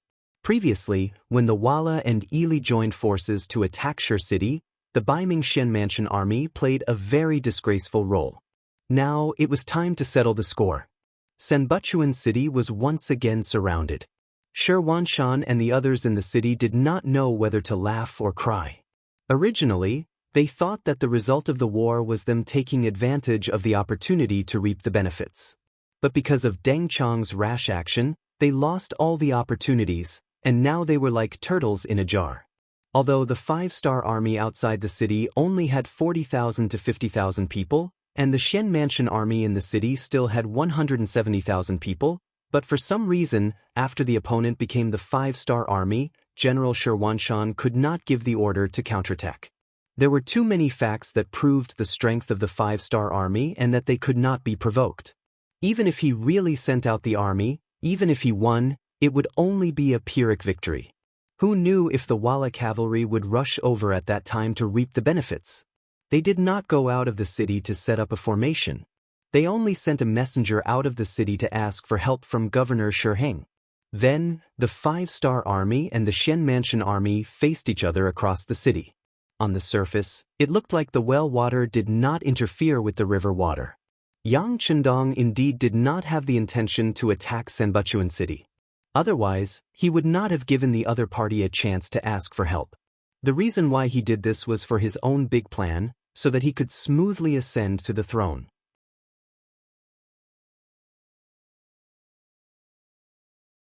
Chapter 994. In the temporary tent, Yang Chendong called for the commander of Hai Wu Division, He Gong, in order to achieve his goal. Division Commander He, according to our intelligence, I'm afraid that it won't be long before the 200,000 reinforcements from northern Ming come to us. What I want you to do is to destroy the 100 cannons that they brought with them. Is there a problem? Facing Yang Chendong, He Gong excitedly replied. Sixth young master, in order to achieve our goal, can we use all the weapons we have? Yes, but there's a condition. It's best if you don't injure anyone. Yang Chendongqing nodded. He knew that it was impossible to hit those cannons in the army without killing a person, but he was also a Han person. If he could kill one less, he would kill one less. Understood, I promised to complete the mission. Knowing that they could use advanced weapons to launch destructive attacks, He Gong was full of confidence. Hai Wu Division also had some rocket launchers, which would become the best weapons to destroy the enemy's cannons. When the news of Sanbuchuan being surrounded arrived, Baiming's commander-in-chief, Marquis Wuxinghao Shi Heng, had already arrived at Xuanfu City with 200,000 reinforcements. Before leaving Xuanfu, he also sent someone to the capital to inform them that he wanted to fight the five-star army. According to Shi Heng, the five-star army had just fought with the Walla army and the Ili army. Although they had won, it was a Pyrrhic victory. At the moment, they only had 50,000 people left in the Shajing region. Once he arrived, he would join forces with the Xuanfu division and have nearly 400,000 soldiers. At that time, even if each of them spit, they would be able to drown the 5-star army. The moment Shi Heng led the army out of Xuanfu City, the informants of the city's Bureau of Security sent a telegram. Wang Shan held the telegram and appeared in front of Yang Qindong. Sixth young master, urgent telegram from the front. After reading the telegram, Yang Qindong's expression didn't change. He nodded and said, "Send a telegram to the person in charge of the Security Bureau of the capital. Tell him to contact our informants immediately and have them put pressure on Dai Zone." After arranging for Wang Shan to send the message, Yang Qindong ordered Beta Persei to call Tai Hu, the captain of the Wolf Fang Special Forces, and gave him a secret and important task. Sambulachuan City became quiet again. While both sides were waiting for something to happen, they looked to each other peacefully. Inside the city, Shi Wanshan and the others were naturally preparing for war. The 5-star army outside the city began to reinforce the two cities, Jingzhou City and Shajing City. At the same time, they sent a telegram to Yang Si, the logistics division commander in Shicheng City, to prepare to immigrate 50,000 people to the two cities. At the same time, they also prepared enough military supplies to transport to the two cities. Yang Qindong's attitude showed that he had already treated Shajing City and Jingzhou City as his own vegetable garden. He didn't take the hundreds of thousands of Baiming army in front of him seriously. It was as if victory was in his hands. Compared to the 5-star army, Shi Heng's reinforcements also progressed very quickly. In just 3 days, they left Teru City and set foot on the fertile and desolate grassland. Not long after the 200,000 reinforcements left Talu City, news came from the vanguard that Shi Wanshan had sent people to receive them. At the same time, they also brought an important piece of news. It was news that the beginning city was very empty. Shi Heng, who was anxious to make a great contribution, didn't want to see these people at first.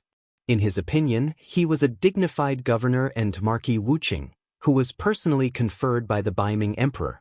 If he did everything by himself, wouldn't it be too degrading? But when he heard the news about Shicheng City, he finally couldn't hold back the curiosity and excitement in his heart. He ordered the vanguard general to immediately bring the people to him. Half a day later, the people sent by Shi Wanshan came to Shi Heng's tent. In front of the big tent, a total of more than 10 people came to the rescue team. Only the captain was allowed to enter the big tent, and he had to be searched. The others could only guard outside the tent. From this point alone, it could be seen that the security was very tight. In fact, inside the main tent, there were 8 elite bodyguards led by Shi Heng to protect them. These 8 people were all warriors, 1 in 100. In a face-to-face situation, 5 or 6 people couldn't get close to them. They were the masters among the masters. The leader, who was the captain of the rescue team, was allowed to enter the main tent. When he entered, he knelt on the ground with a look of fear and trepidation. When he kowtowed, he didn't even find the right direction. He just kowtowed to a place where there was no one around. This very rash action first caused the 9 people in the tent to be stunned.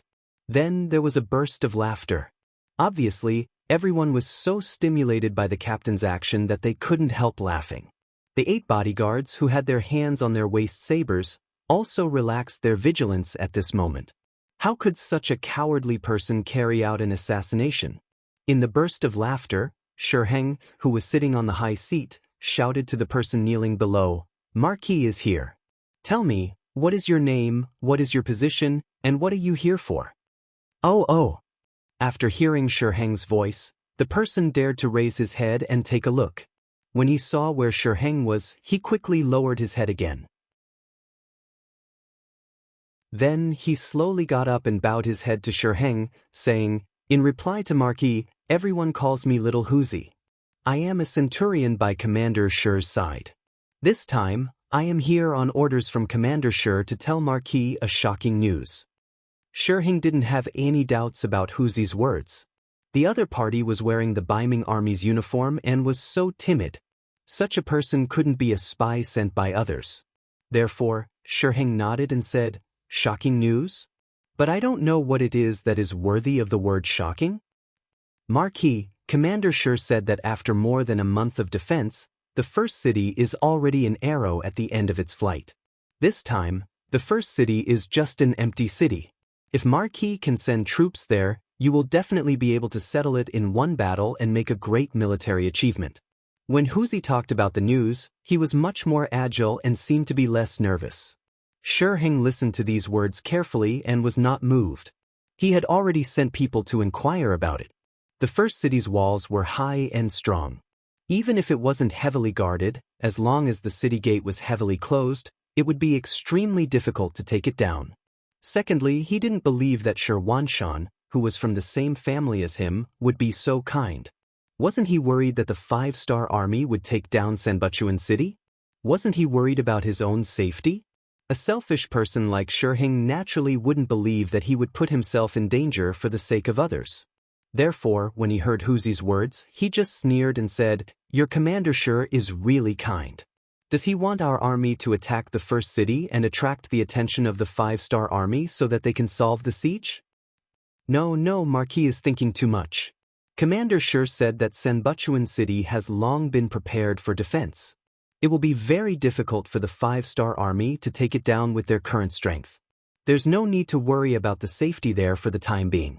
On the other hand, if Marquis can take down the first city, it will be a great merit. As a support, my commander will also be honored. It will more or less reduce the loss of the army and the sin of not taking the opportunity to take down Shajing City and Jingzhou City. I just hope that after Marquis takes down the first city, he can put in some good words for the Shen Mansion army in front of the emperor. Huzi also lowered his head and said these. Logically speaking, these words were still somewhat reasonable. This time, when they went to the grassland, the Datong army naturally didn't perform well.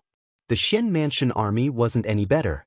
Even if they waited for Shiheng to bring reinforcements to solve the siege, they wouldn't get any credit. Since that was the case, it was better to take another path. For example, if they could take down the first city, it would definitely be a great merit. They could use their merits to make up for their mistakes and even be praised. After Shiheng understood the reason behind it, his expression became better. Well, your commander's idea is good. It's just that the first city's walls are so tall, how can it be so easy to take down?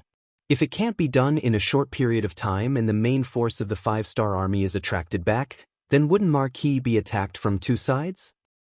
That won't happen. My lord has already arranged spies in the first city. As long as the army arrives, the city gates will open from the inside. At that time, Marquis can lead the army in. I think with your 200,000 troops, once they enter the city, who can stop them? Huzi said repeatedly. Spy? Open the city gate?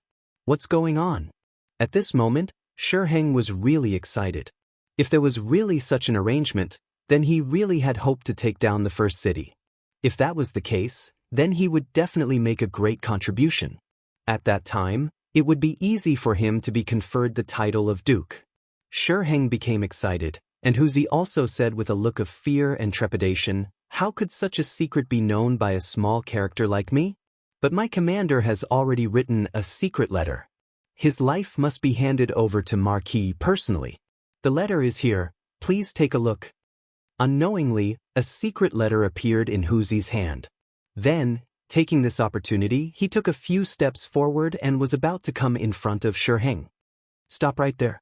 A bodyguard standing at the side sternly shouted. He stepped forward bravely and blocked in front of Huzi. As a guard, he naturally wouldn't let anyone get close to his master without the permission of the Marquis. Huzi, who was stopped, didn't show any anger. Instead, he said with a face of fear, "This is the commander's order. The letter must be handed over to Marquis personally." "It's okay. There's no difference between handing it to the guard and handing it to Marquis," Shiheng said indifferently. Then, the guard glared at Huzi angrily. Then he grabbed the secret letter in Huzi's hand, turned around and bent down to pass the secret letter to Shiheng, who was close at hand.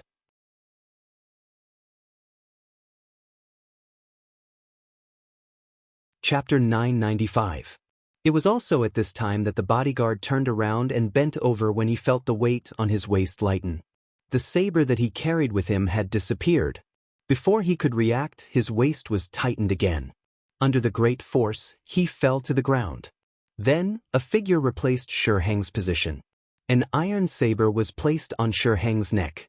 Of course, all this was done by Tiger.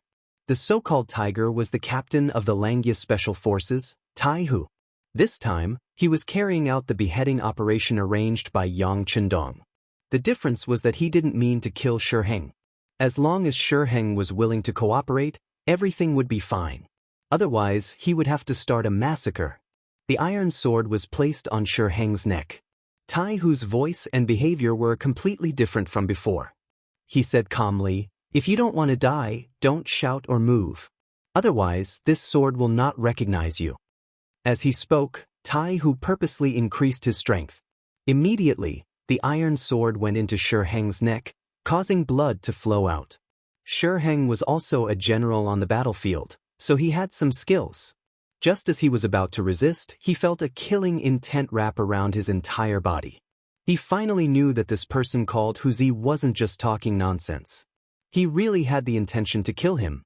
Most importantly, he felt that his every move was being watched by this person. No matter what he did, the iron sword would cut his throat first. In order to survive, he had to be obedient. Sensing that Xianxia did not dare to struggle, Tai Hu let out a sigh of relief. He then said, "Tell your soldiers to retreat. At the same time, call in my brothers outside. Hurry up. If you're a bit slower, I'll kill you." "I'll call. Xianxia struggled as he spoke. Then he said to one of the soldiers, "Quick, why aren't you following Hero Hu's instructions?" The 8 soldiers really wanted to take action. They believed that with their strength, they could definitely surround and kill this man called Tiger. However, they couldn't guarantee the safety of their general. At this moment, they could only listen to his orders and walk out of the tent. They let the dozen people that Tai Hu brought with him into the tent. Skinny Monkey, King Kong, Violent Ape, Silver Hand, Steel Leg and others quickly entered the main tent. When they saw that Tai Hu was holding Xianxia hostage, they all laughed heartlessly. Iron Head is Iron Head. He completed the task cleanly and beautifully. It's admirable. As soon as they entered the tent, they acted as casually as if they were entering their own backyard. First, they looked around, then came to Xianxia's side and surrounded him tightly. Although they were wearing the ordinary military uniform of the Northern Ming Army, King Kong and the others gave the 8 bodyguards a very dangerous feeling. Their movements seemed to be without order, but if you wanted to take the opportunity to make a move, you would find that they were on guard everywhere. This feeling told the 8 bodyguards that the dozen or so people who came in were experts among experts. Xianxia completely lost the hope of escaping when he fell into the hands of Tai Hu and the other members of the Langya Special Forces.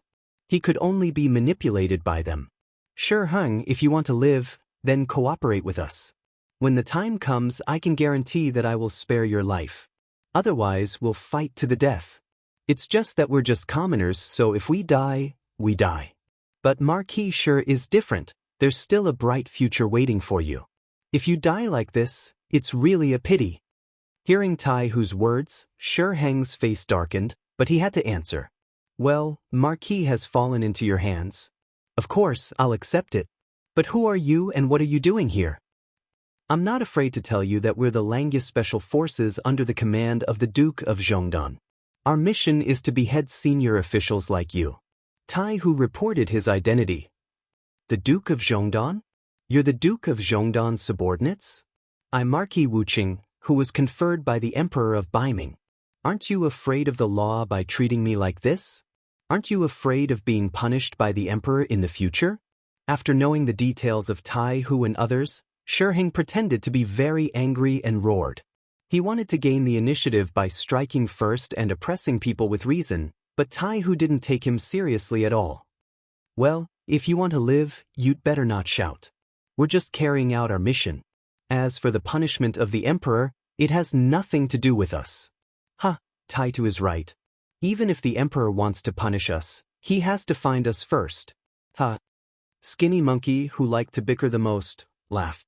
His voice attracted the laughter of the other team members. This was like a scholar meeting a soldier. It was hard to reason with him. For the officials, the emperor was a great existence. But for the ordinary people, it was too far away. Especially for Tai Hu and others, they listened to Yang Chendong. As for the emperor of Baiming, who was he? He couldn't reason with them, and he couldn't beat them. Shi Heng had to accept his fate and bow his head. He knew that if he wanted to live, he could only do as the other party asked. It's very simple. First, do two things. If you do them well, your life will be safe. Tai Hu saw that Shi Heng wanted to bow his head, so he immediately said, "What are the two things?" Shi Heng asked. First, immediately order the army to stop and set up camp. Second, write a letter to your emperor. Tell him that the 5-star army is too strong and that you are not their match. Tai Hu told him the mission that Yang Chendong had given him. Shi Heng paused for a moment, then shook his head and said, "The army can stop. This is up to Marquis. But the matter of writing a memorial isn't that simple. We have a lot of soldiers, so there's no reason."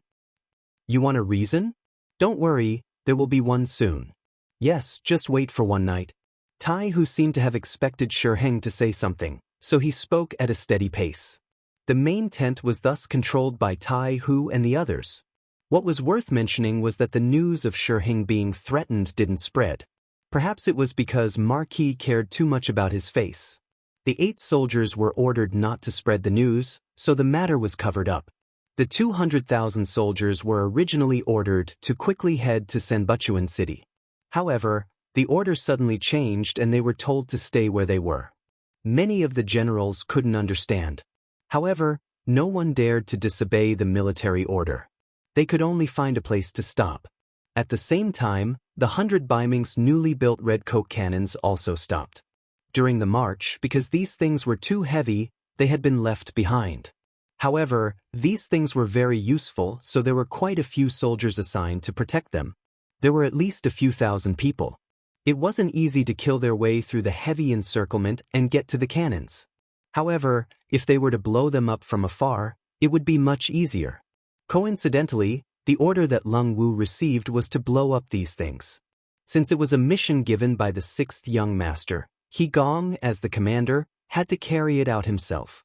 He selected over 100 elite soldiers from Lung Wu and brought 4 rocket launchers to the Baiming army's encampment.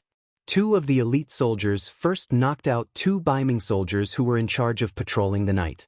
After changing into their uniforms, they secretly placed a dozen or so bags of powerful explosives around the 100 redcoat cannons. Then, under He Gong's command, the 4 rocket launchers shot out flames and blasted the bags of explosives. Flames rose into the sky and engulfed the redcoat cannons.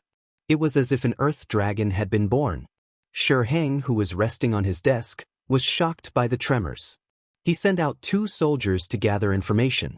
Soon, the news of all the redcoat cannons being blown up came back. At this point, Shi Heng finally understood what Tai Hu's reason was. With a sigh, Shi Heng started to write a memorial to the Daizong Emperor. The general content was that because the cannons were destroyed, there were no more powerful siege weapons. Also, considering that the leader of the 5-star army was the Duke of Loyal Ming, he didn't want to fight with them. Therefore, he asked the emperor to give the order to retreat. Baiming capital, Imperial Palace. The war in the northwest grassland had always affected Daizong Zhuqiu's heart. When he heard that the 200,000 soldiers of Datong had been defeated, he cursed angrily. Then, when he heard that the Xuanfu army was also implicated and trapped in Sanbuchuan City, he was so angry that he flipped over his desk. Fortunately, there was good news that Wala and Ili Kingdom were going to work together to attack the 5-star army. He suddenly felt like he was going to sit back and watch a fierce battle between tigers and dragons. The news from the front lines was that the Wala alliance had 300,000 soldiers and they were only going to deal with the 40,000 5-star army. At that time, Zhu Qiu became worried. On the one hand, he hoped that the Wala alliance would succeed and eliminate Yang Chendong, eliminating his greatest threat. On the other hand, he didn't want the war to end too early. This was because once the Wala alliance became stronger, they would be a big threat to Baiming. Just like that, more than a month passed. News came from the front lines again. It was actually the 5-star army that won. Yili Kingdom was the first to return to their country, and then the Wala army was defeated. When this news came out, Zhu Qiu sighed that Yang Chendong wasn't simple. At the same time, he also saw hope. That was to destroy the 5-star army while they were weakened. Not only would they be able to take down many important cities, but they would also be able to solve the problem in their hearts. Shi Heng set out with the army. Zhu Qiu was always waiting for good news. Finally, the governor and Marquis Wu Qingho's memorial came. He hurriedly opened it and saw that the contents were completely different from what he had imagined. After about half a cup of tea's time, Zhu Qiu suddenly stood up and kicked the new desk to the ground. Then he angrily shouted, "Trash, trash, a bunch of trash." This scene frightened the head eunuch Jining, who was serving at the side, so much so that she trembled with fear.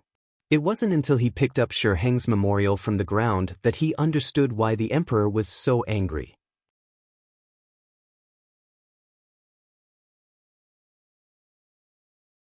Chapter 996. Shi Heng had blasted the troops before they had even set off. Then he requested to negotiate with the 5-star army.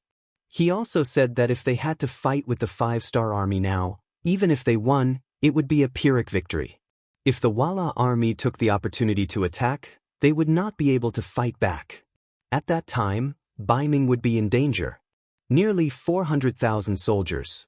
They are only dealing with a few tens of thousands of exhausted 5-star army, yet they are still so timid.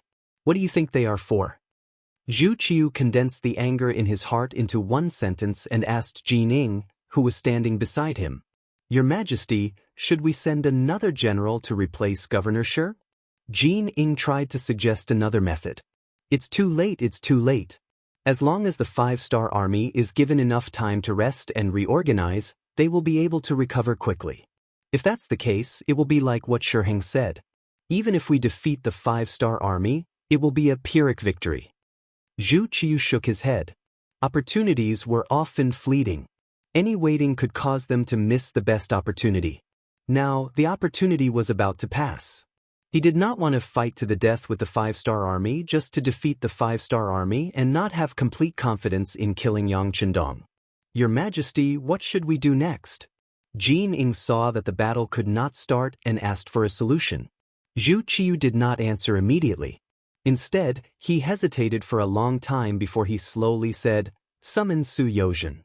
Su Yozhen had reported to Zhu Qiu what she had seen and heard after she returned from Shi City. She also said that Yang Chendong was very grateful and looked forward to being conferred the title of Bugnam of Gojoseon by the emperor. For this reason, not only was he willing to provide nearly 200,000 Ming soldiers with provisions for free in Sanbuchuan, he was also willing to invest 5 million to help Baiming build a banking system. Zhu Qiu, who wanted to be strong, could not refuse such a request. When it came to building a bank, he had already planned to do so. Back then, his predecessor, the current emperor of the Southern Ming dynasty, Zhu Qizhen, also had the same idea. It was just that when he saw how powerful the Yang family's bank had become, he gave up on the idea of building his own bank. He thought that rather than building his own bank, he might as well take it for himself. Wouldn't that be better? However, reality was ever-changing. Not long after, the Tumu rebellion occurred, and Zhu Qizhen was forced to go to the south to proclaim himself emperor. After Zhu Qiu ascended to the throne, he thought more about gathering people's support and building a new army. As for the matter of establishing a bank, he pushed it back again and again because he was short on money.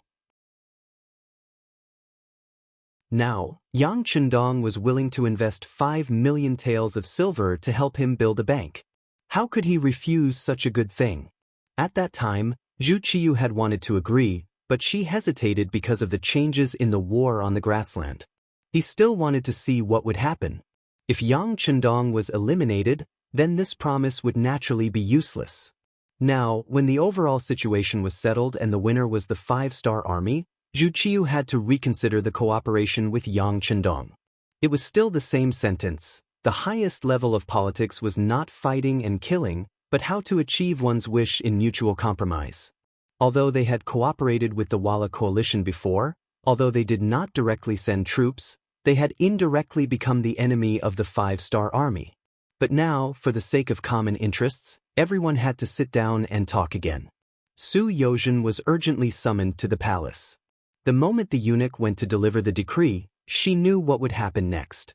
Compared with the intelligence network of Baiming, the Yangxia Security Bureau was more efficient.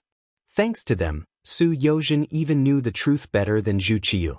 For example, the news that Marquis Wuxia Shiheng had been controlled. After a trip to the first city, Su Yozhen's originally wavering thoughts became very firm. That was, she completely stood on the side of Yang Qindong. The matter of turning the Duke of Zhongdong into the Bugnam of Gojoseon became her proof of allegiance and a big gift to her master. In the main hall of the palace, Zhu Qiyu asked about the 5 million taels of silver. The focus was on when the silver could be taken out. Replying to Your Majesty, the result of the discussion between the Duke of Zhongdong and I in the first city is that as long as Your Majesty announces to the world that he is the king, the people of the Yang Family Bank in the capital will send people to the location we have chosen to decorate. Once the decoration is successful, the 5 million taels of silver will be put into our own bank. Su Yozhen answered clearly again. In fact, she had reported this matter more than once. She believed that the emperor urgently summoned her not to hear this answer again. Zhu Qiyu nodded silently and did not speak immediately. After a while, he asked, "Can we carry out the decoration first? Minister Su, you also know that there are still a lot of preparations to be made for things like being crowned king. It is not something that can be done with an imperial decree." Yes, Your Majesty is right. I think the Duke of Zhongdong can also understand. Then everything will be done according to Your Majesty's wishes. Su Yozhen did not even hesitate to make a statement. Of course, others did not know that this was originally a problem that Yang Qindong had considered. In order to get the throne, he was willing to take the initiative to give in. Anyway, the silver had not entered the account, so he was not afraid of Dai Zong playing any tricks. Su Yozhen readily agreed, which made Zhu Qiyu's face reveal a very satisfied expression. He had already made the best decision for this matter. The so-called choosing a location and making preparations was just to get out of the situation. Only this could explain why Su Yozhen did not mention the imperial decree when she came back and only brought it up now. Minister Su, do you have any suggestions for the construction of the bank? Or what does Minister Su think about the management rights in this area? In a good mood, Zhu Qiyu asked another question, as if he wanted to discuss it with Su Yozhen. Su Yozhen, who was asked, showed a very surprised expression at this moment and said, "Your Majesty, you must not." Su Yozhen's big reaction was greatly out of Zhu Qiyu's expectations. "Minister Su, what do you mean?" "Your Majesty, the bank can only be managed by Your Majesty. It is like the Yang Family Bank belongs to Yang Qindong alone. How can you allow others to interfere?" Su Yozhen said in a firm tone. When these words were said, Zhu Qiyu's expression changed. "Minister Su means that the bank belongs to us? Of course it does. After all, this is a matter of wealth and is something that everyone wants. Even if it is in the hands of others, they will not feel at ease. It is only proper for it to be managed by Your Majesty alone." Once again, she said in an incomparably firm tone. This also gave Zhu Qiyu incomparable confidence. Originally, he thought that it would be like the Ministry of Revenue managing the finances and should be handed over to someone else to manage it. Now that he heard Su Yozhen's words, it was as if he was enlightened and had a new idea in his mind. But then, another question came. If the bank did not belong to the court and belonged to him, would other people have an opinion? Would they not deposit money in the bank because of this? If that was the case, the bank would exist in name only. Wouldn't it be a big joke? Although he was tempted by Su Yozhen's words, after thinking about it, Zhu Qiyu could not help but say, "Minister Su's words are reasonable, but if it is like this, I'm afraid it will be too difficult to operate." Su Yozhen pretended to be serious and obedient, but at the same time, she could see the desire in Zhu Qiyu's eyes. She sneered in her heart and pretended to be distressed as she said, "Your Majesty, you are too considerate of your subject." No one disliked being flattered, and Zhu Qiu was no exception. "But your majesty, forgive this subject for speaking bluntly, but you actually..." Su Yozhen did not have any intention of finishing her words. On the contrary, she revealed an expression of wanting to say something. Sensing that Su Yozhen had something to say, Zhu Qiu said, "Minister Su, if you have something to say, just say it. We will pardon you." "Many thanks, Your Majesty. What this subject wants to say is that if you don't take the bank for yourself, it will be the same as harming Baiming." Su Yozhen acted as if she had no other choice.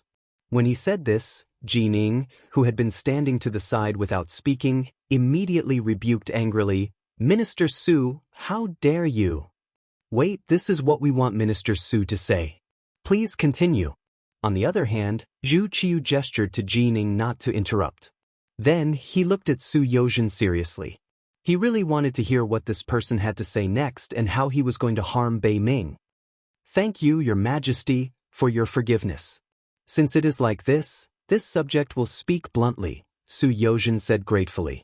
"What we want to hear is Minister Su speak bluntly." "Speak?" Zhu Qiu acted as if he knew how to accept people. "Yes." With a forced expression, Su Yozhen opened her mouth and said, "Your Majesty, you've always been very benevolent and considerate of your subjects. But do you know that if you give too much, not only will you not accept people's gratitude, it will instead be recognized as a habit? Over time, everyone will think that everything they are receiving now is deserved. Once the day comes when the court needs money and grain, how many people will take out their own money to support the court?" When these words were spoken, Zhu Qiu immediately thought of when he had first established the new army. When he needed money, almost everyone was trying to shirk it. In the end, he had no choice but to continuously borrow money from Yang Chendong. The feeling of a high and mighty emperor borrowing money from his subjects was naturally very unpleasant. When he faced Yang Chendong, he always felt that he lacked confidence. Was it all because he was too good to his subjects? Thinking of this, he asked in confusion, "Are there really not many people in the court who are willing to work for us sincerely?"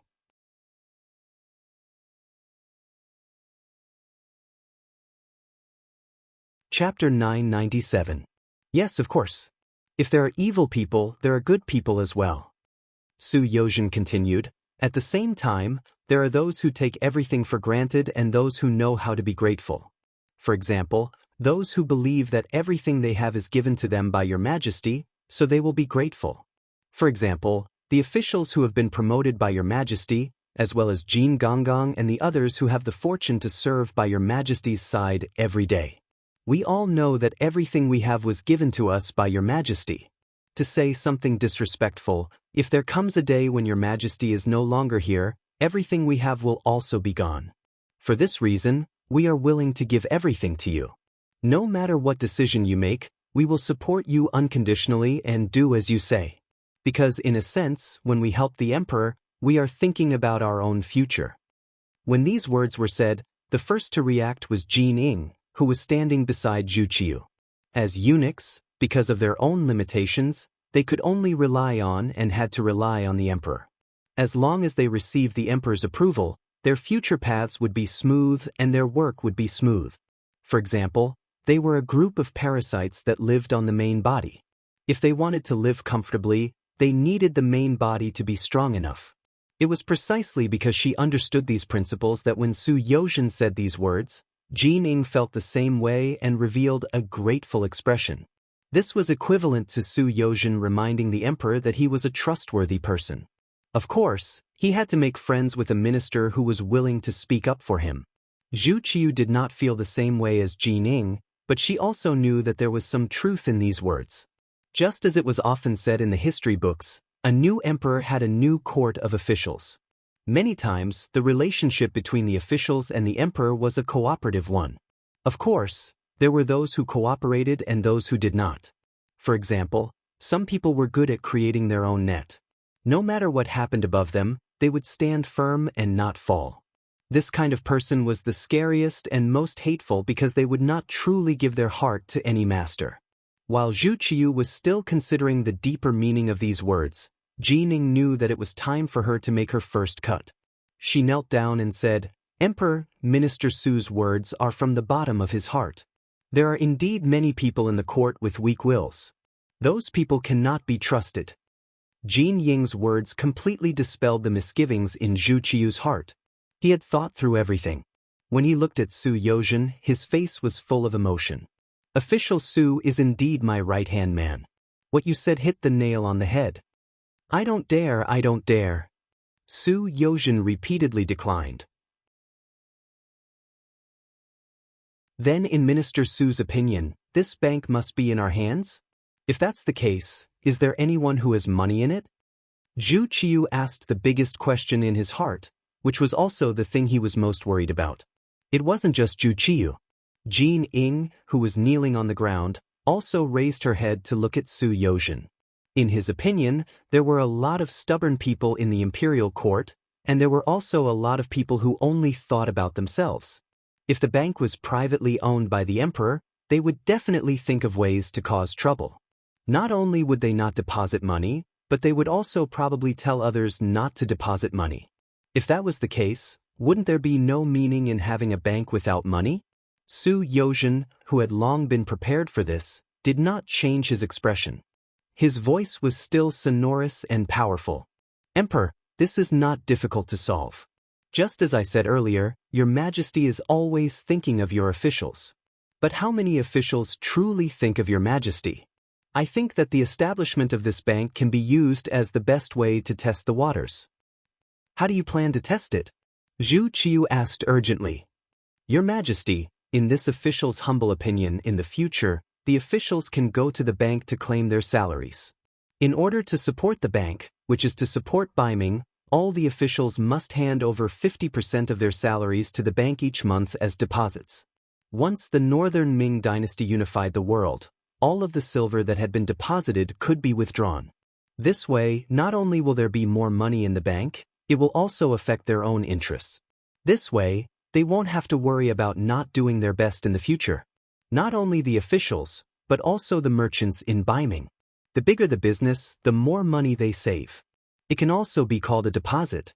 This is to prevent them from doing anything that would harm Baiming's interests. Once discovered, the deposits will be confiscated. This way, in order to get back their own money, they must fully cooperate with the emperor.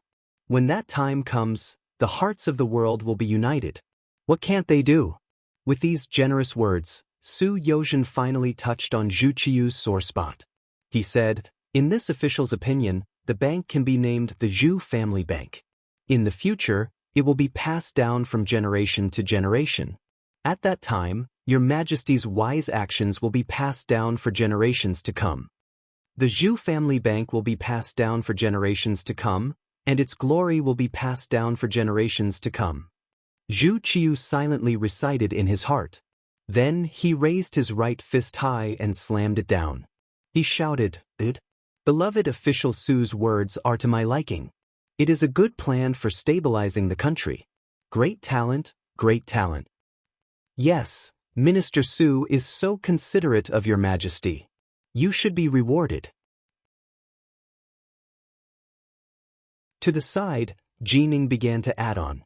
He had a feeling that once the emperor approved the establishment of the Zhu Family Bank, it was very likely that this job would eventually land on his head. In that case, his power would greatly increase. All of this was Su Yozhen's suggestion. In order to return the favor, he had to stand up and say something for the other party. When Jin Ying's praise came out, Zhu Qiu also felt that it was reasonable. Good. Beloved official Su is indeed a good official. Since that is the case, I will immediately decree that beloved official Su will be the Crown Prince's junior tutor, as well as a grand scholar, and the Minister of Justice. This was a second-rank official directly promoted from a second-rank official to a first-rank official. When he had first mentioned these suggestions in the first city, Yang Chendong had predicted that Su Yozhen would be promoted because of this. He had not thought that there would be results so quickly. As expected, he was promoted by a rank. After the Great Ming Dynasty was divided into North and South, there was no longer a cabinet. The highest civil official was second-rank official. Su Yozhen stood out and became the second-rank official. He immediately knelt down to express his gratitude. Beloved official Su, please rise. The suggestion just now was very good. However, regarding the official's salary, I think the bank should only withhold 30%. They are also working for me, so I have to be considerate of them. Zhu Qiyu said in a very good mood. Your Majesty sympathizes with your officials. This is the good fortune of your officials. Here, I thank your Majesty on behalf of all the officials. Su Yozhen once again knelt on the ground with an appearance of being sincerely convinced. These words made Zhu Qiyu laugh heartily. Soon after, the three of them decided on the matter of the Zhu family's bank. In the end, Zhu Qiyu indeed handed the matter over to Jining to handle. He also clearly said that if any of the officials caused trouble because of this matter and did not cooperate, then find a reason to arrest them. This was clearly not supporting his great cause. He even had to make thoughtless remarks about deducting some money. Did he expect them to be willing to risk their lives at the crucial moment? The matter was settled just like that. Su Yozhen successfully completed the task Yang Chendong gave him and pushed Baiming's political power to the edge of the cliff. Speaking of which, the official's salary in the Ming dynasty was not high, especially in the beginning during Emperor Taizu's time. Even after experiencing the rule of Renchuanji, although the salary had increased to a certain extent, it was only 30% every month. Now, this 30% had been completely taken by Zhu Qiyu. In other words, for ordinary officials, it would be difficult for them to save up any more. This involved their own problems, so naturally, many people would stand up and react. If they could not obtain a solution and had to use force to forcefully suppress it, it would only lead to greater resistance and dissatisfaction. Once the people were dissatisfied, the giant Baiming was not far from collapsing. This was Yang Chendong's move to use a peaceful method to solve the Ming dynasty's problem. Now, it seemed that Zhu Qiyu had already fallen for it. Perhaps it would take a certain amount of time or a very long time for it to take effect. But after all, the first step had already been taken, right? Su Yozhen left. He did not return to his residence. Instead, he went directly to the Yang family bank in the capital to explain the Baiming emperor's intentions.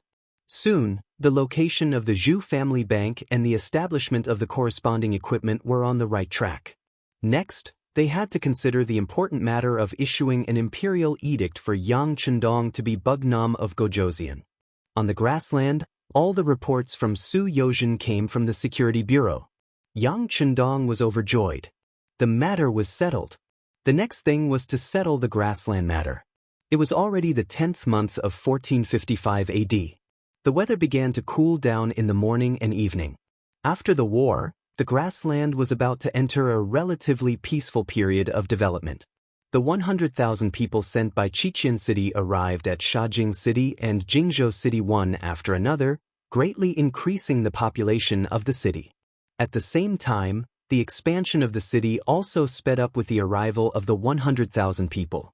In this way, with Mabe City in the northwest and Shajing City and Jingzhou City in the south, the origin city would be safer as the center. They could also expand the scale of the original cultivated land. This time, Yang Chendong asked for at least a total of 1 million hectares of fertile land to achieve self-sufficiency. At the same time, it could also support the 3rd Master Lu and other troops going to the grassland of northern Siberia. Building a city was not only about possession and existence. How to develop it and let the people live a more prosperous life was Yang Chendong's ultimate goal. He firmly believed that as long as the lives of the people were better, a country would become more stable and powerful.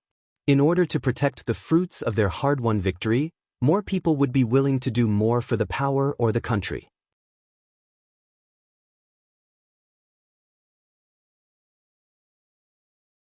Chapter 998. Solving the problem of food, clothing, and housing was something that needed to be solved urgently and had to be solved. For these, Yang Chendong personally put forward various proposals and experiences. With the full support of the first city, the two cities of Shajing and Jingzhou were constantly changing. It was far from enough for a city to merely have high walls. It also required the existence of a powerful army. Only then would it be able to form an effective deterrent force, and only then would it be able to avoid being invaded and targeted by others. After Yang Chendong thought about it, he handed over the matter of guarding the two cities to the new Second Army. In the battle with Walla, the new Second Army performed well. Although it was not as strong as the new First Army, it was at least much stronger than the Mabe Division and the Mabe Tribal Alliance that had lost their defensive line. Therefore, Yang Chendong was relieved to hand over the security of the south side of the first city to the new Second Army. The army surrounding Sambulachuan City had not yet withdrawn, but the corresponding commanding officers had already arrived at Shajing City and held a meeting in the newly built Yang Mansion here. At the meeting, Yang Chendong personally awarded the Major General Gold Star to the commander of the new Second Army, Tian Hu, the commander of the 1st Cavalry Division, which attracted everyone's congratulations and applause. Listening to the congratulatory applause and looking at the field officers who attended the meeting, Yang Chendong reached out his hand to signal everyone to be quiet. Then he encouraged, comforted, and at the same time said in a cheering tone, "Today, Shibi and Tian who were promoted to Major General, but there will be more generals in the future. In the future, we will form a new army, the new 4th Army, or even more. As long as you have the strength and ability, then don't be afraid of not having a chance to show off." In the first city defense battle, Yang Chendong saw his own shortcomings.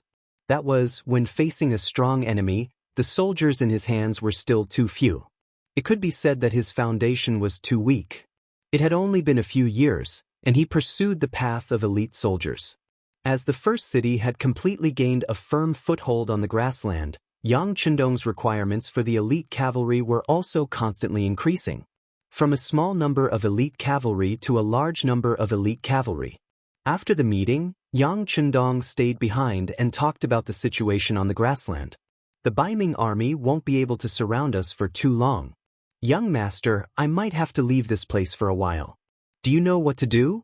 In the face of this interview, Sherbet nodded heavily and said, "Sixth young master, thank you for handing such a heavy responsibility to me. I will not let you down. I have also considered the following matters. There are 3 main points that I would like to ask the 6th young master to correct. Tell me about it." Seeing that he was prepared, Yang Chendong nodded with satisfaction. The reason why he promoted this person's position so quickly was that he had a good view of the overall situation. Now it seemed that he did not disappoint him along the way. Sherbet began to express his opinions.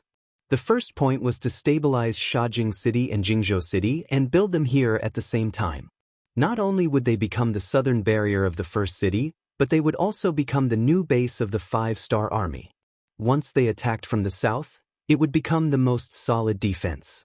The second point was how to have a good relationship with the Baiming army. It was neither too far nor too close. They would not make a move, but they would also make the other party afraid. The third point was to develop commerce and handicraft industry.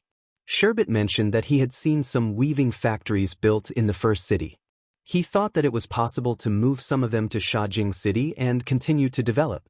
At the same time, he could also use the natural advantages here to raise a large number of horses and sheep. In short, he wanted to be self-sufficient as soon as possible. Very good. After listening to Sherbet's speech, Yang Chendong gave him a lot of encouragement and then said, "This time, I will move the people of the 2 cities to the first city and Mabe City. At that time, the total of 100,000 people in the 2 cities will be completely trustworthy. They will be very obedient. This will be more conducive for you to carry out your plan.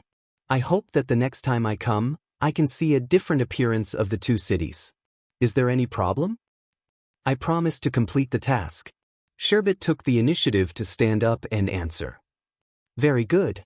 Then you can do things according to the plan in your heart. If you need anything, your old superior, the new Army Commander Tiger's Mane, the Logistics Division Commander Yang Si, and the Lord of the First City, Yu Mian, will do their best to support you." Yang Chendong patted Sherbet's shoulder and gave him high hopes. After Sherbet left, Tiger's Mane walked into the main tent and sat opposite Yang Chendong. In the face of this page boy who had followed him for many years, Yang Chendong had always given him a lot of trust. Many important things would be handed over to this person to do. This time was no exception. He handed over the preparation of the new army to him. Tiger's mane: when choosing an army, you have to choose a general first. It is very important to choose the commander of the new army. Without any pleasantries, Yang Chendong went straight to the point. Young master, what do you think of Suhi? Tiger's mane also came prepared. He knew that the reason why the first city defense battle was fought this time, including the young master sending the Wolf Fang special forces to hold Shiheng, was all because of the lack of military strength. He was also prepared to support the expansion of the army. Now that he was asked, he named the Tatar division commander Su He. Tiger's mane's answer made Yang Chendong very happy. In terms of the combat power of the new army, the Tatar division played a very important role. As the commander, Tiger's mane could not be unaware of this. However, he still resolutely pushed the main general out. From this point alone, he already had a view of the overall situation and was mature. Good, Tiger's mane, you have finally grown up. Young master can also rest assured. That's it. Su He will be the temporary commander of the new army. You can tell him that when the new army is completed and has enough combat power, I will personally confer the rank of Major General to him. Well, after this battle, the new Second Army and the new First Army also suffered a lot of losses. We can consider replenishing them. As for the new army, after the Tatar division is gone, they can join other divisions. In short, their combat power cannot be weakened. Young master, I will see all of this when I come to the grassland next time. Young master, please rest assured. Tiger's mane's gaze was firm, and his voice was strong as he replied. In the battle with the Walla, the five-star army suffered a lot of losses, especially the cavalry charge under the heavy rain, which increased the difficulty of the charge. When the whole body was wet, every swing of the sword had to use more strength than usual, which increased the difficulty of the battle. Naturally, the losses in this battle were greater than usual. Fortunately, there were many captives. In the future, after these people were reformed and joined the five-star army, they would be a strong force. During this period of time, Yang Chendong continuously met with his officers to encourage them. He gave them high positions, but at the same time, he also gave them a lot of pressure. In short, the cavalry had to continue to develop, and he wanted to see these officers perform well.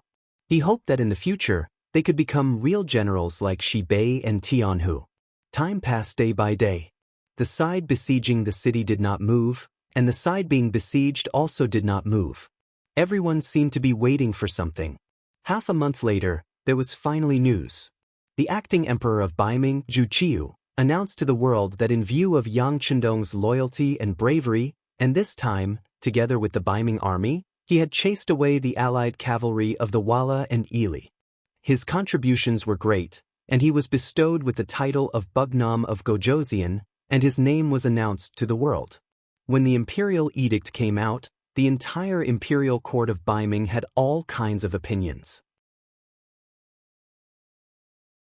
Some old officials who had retired for many years came out like bamboo shoots after the rain. Some directly wrote a letter, and some joined together to request to see the emperor. In short, there was only one sentence. The Duke of Loyal and Courageous had a heretical heart, and he could not be bestowed with the title of king at will. Not only that, some of the princes of the various regions of the Zhu clan also wrote memorials. The general idea was that the emperor had to be careful when bestowing the title of king with a different surname. They had to prevent the emperor from being deceived by petty people. The Duke of Loyal and Courageous territory was already very large. If he was given a proper title, how would he be restrained in the future? The memorials in front of Zhu Qiu quickly piled up like a mountain. The reaction from below was giving him a headache. To the side, Jin Ying saw that the emperor was distressed and suggested that they invite Su Yozhen, the scholar Su, to come and see if he had any countermeasures. Ever since Su Yozhen had said that the establishment of the bank would belong to the emperor alone, and Jin Ying had been given this cushy job, the two of them had quickly warmed up. Now that there was an opportunity, he naturally had to lead the way for his good friend. Su Yozhen, who was now the crown prince's junior tutor and scholar, and a first-rank official of the court, quickly arrived at the imperial palace. After saluting, Su Yozhen was asked how to deal with the current situation. Su Yozhen asked with a confident look, Your Majesty, this subject dares to ask, in these memorials, in addition to objecting to Duke Zhongdan's coronation, are there also memorials to impeach this subject? Beloved official, there is no need to pay attention to this. Zhen knows what to do. In order to comfort Su Yozhen, Zhu Qiu purposely put on an expression of complete trust in him and that there was no need for him to worry. This proved that there was. Su Yozhen understood and immediately said, Your Majesty, this subject believes that this is a very normal matter. At the end of the day, the root cause of these actions is only one word, jealousy. Jealousy? Zhu Qiu didn't quite understand. Yes, jealousy. They are jealous that this subject has become the Crown Prince's junior tutor and scholar, so they are impeaching this subject. At the same time, they are jealous that the Duke of Loyal and Courageous being bestowed the title of king, so they are also impeaching him. Speaking of which, it is just the thoughts of petty people. It is not worth paying attention to. You are the emperor. You are the favored son of the heavens. When something happens, your words carry enormous weight. Why do you need to act according to other people's wishes? In the end, this country is still yours. It is up to the emperor to decide who to promote and who to use. Speaking of which, the country needs money. Why don't we see them jumping out to give their opinions? This kind of person who only knows how to be jealous of others is useless at crucial times. They only know how to argue and use their pen. It is not worth your Majesty paying attention to their opinions.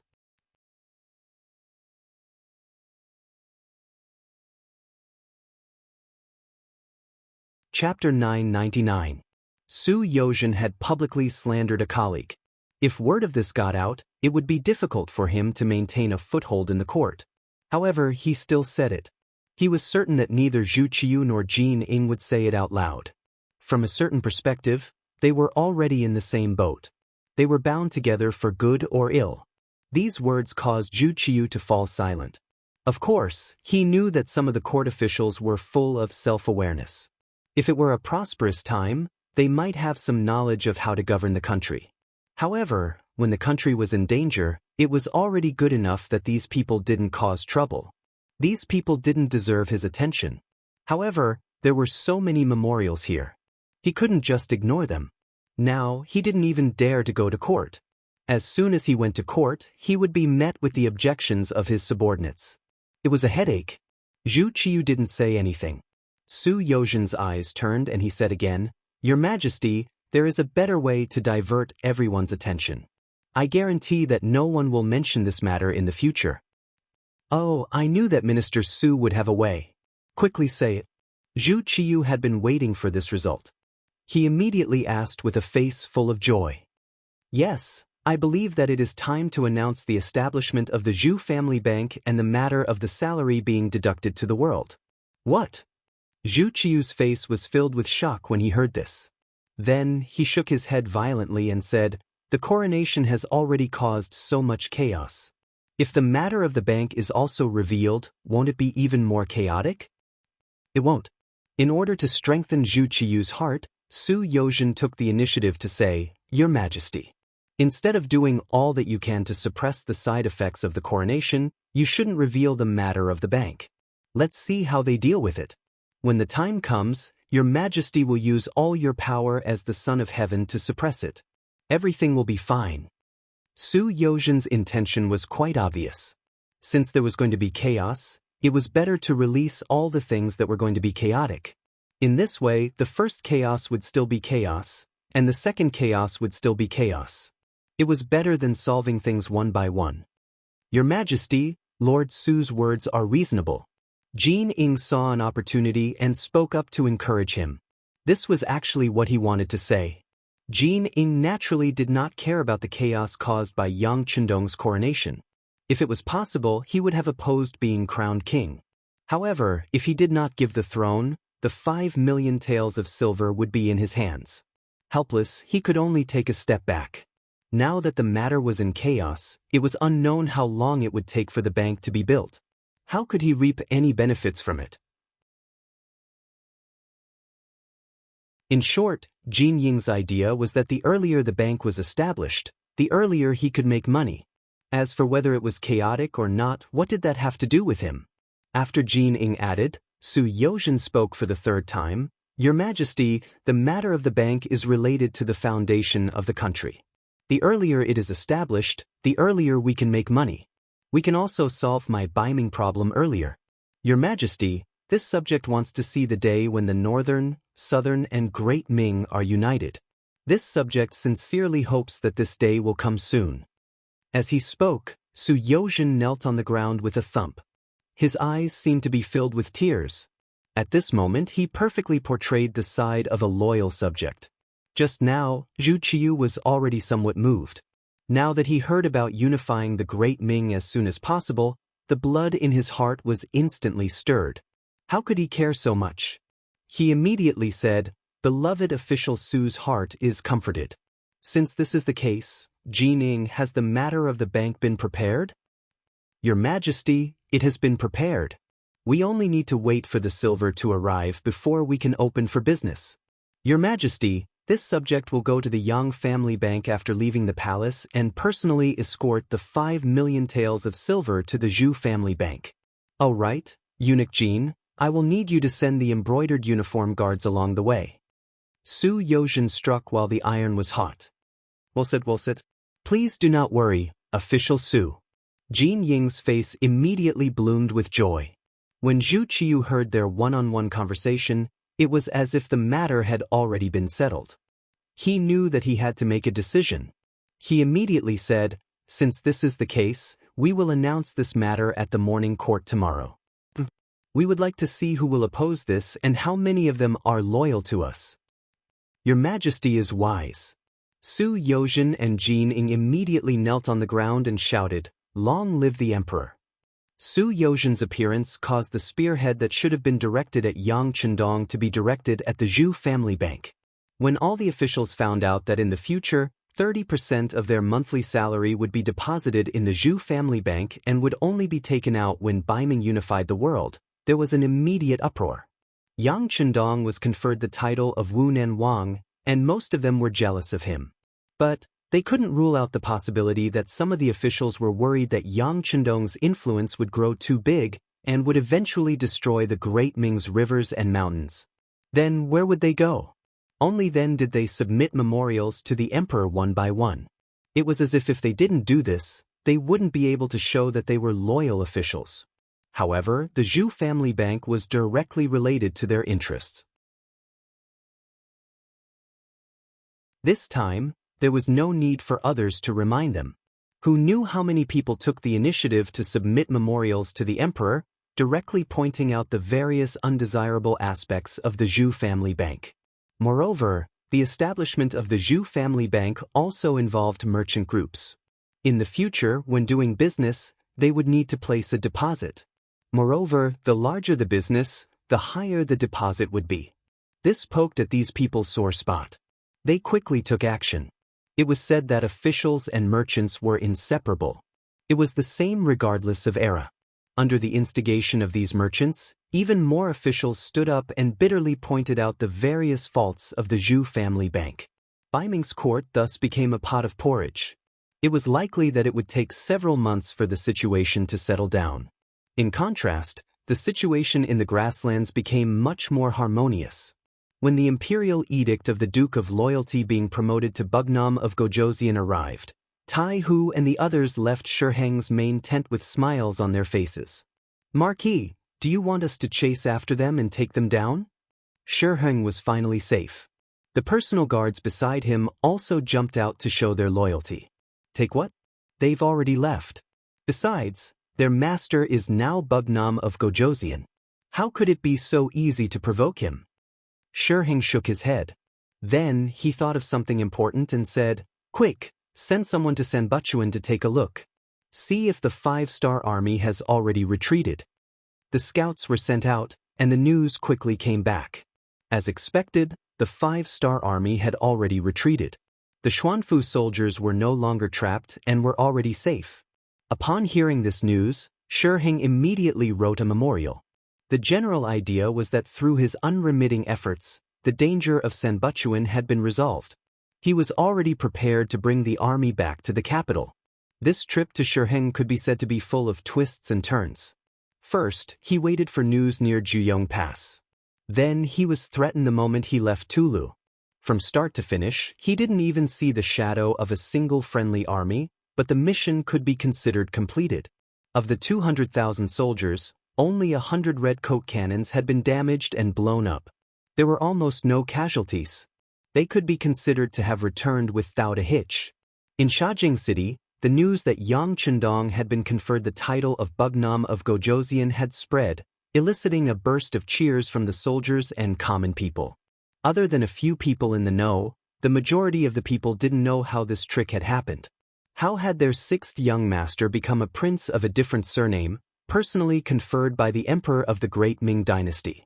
Although they couldn't figure it out, this was still a good thing, worthy of everyone's celebration. In Shajing City, after sending away group after group of subordinates who had come to congratulate him, Yang Chendong knew that it was time to leave the grassland. This trip had been more than a year, and his daughter Lele probably didn't remember him. In addition, the winter in the grassland was very cold. In contrast, the weather in Xichen City was warm and pleasant. After leaving Shajing City and leaving everything here to the commander of the new Second Army, Yang Chendong brought Tiger's Mane and the others back to the first city, where he picked up the 6th Madam Luan Xiaoyu. Then he left the first city with Beta Persei and 1,000 Long Wei and the main force of the 5th Sea Division, and went straight to the Korean province from the Liaodu area. In December 1455, Yang Chendong and his party returned to Xichen City by ship. Xichen City Palace. Yang Chendong, who had returned, was covered in dust. He rode the white dragon and went straight to the inner palace. Along the way, everyone he saw knelt on the ground and said, "Long live the king." He acted as if he didn't see all this. His heart was only thinking about his daughter Lele. He hadn't seen her for more than a year, and he missed her very much. In a courtyard in the depths of the palace, Lele, who was already 1 year and 5 months old, could already walk. He hobbled around with his chubby little face and his big eyes blinking, as if everything he saw was new to him. Her mother, Xiao Yin, surrounded Lele with a group of maids, watching her every move.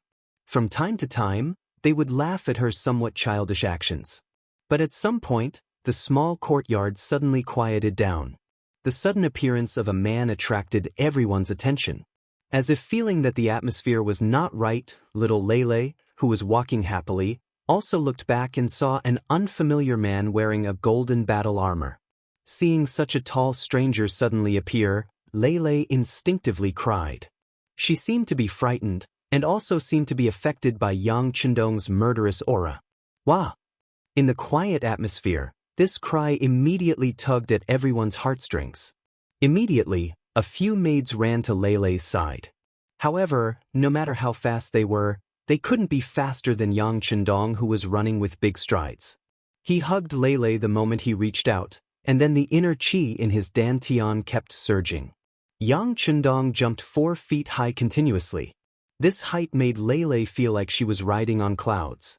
Her eyes that were originally filled with tears suddenly stopped moving. She first held her breath and concentrated, as if she was very afraid. But soon she got used to the rhythm. She actually followed the baring her fangs and brandishing her claws, shouting, "Hi, hi, hi." After jumping continuously for a while, Yang Chendong felt a little tired, so he stopped. Then he hugged Lele and said, "Come, Lele, call me father." After suddenly stopping and being stared at by Yang Chendong, Lele, who couldn't get used to it, started crying again. Her voice was strong and didn't sound like a girl at all. You're tuning in to the Wang Lin's Journey YouTube channel. Don't forget to subscribe and join us on this journey to catch the most captivating stories.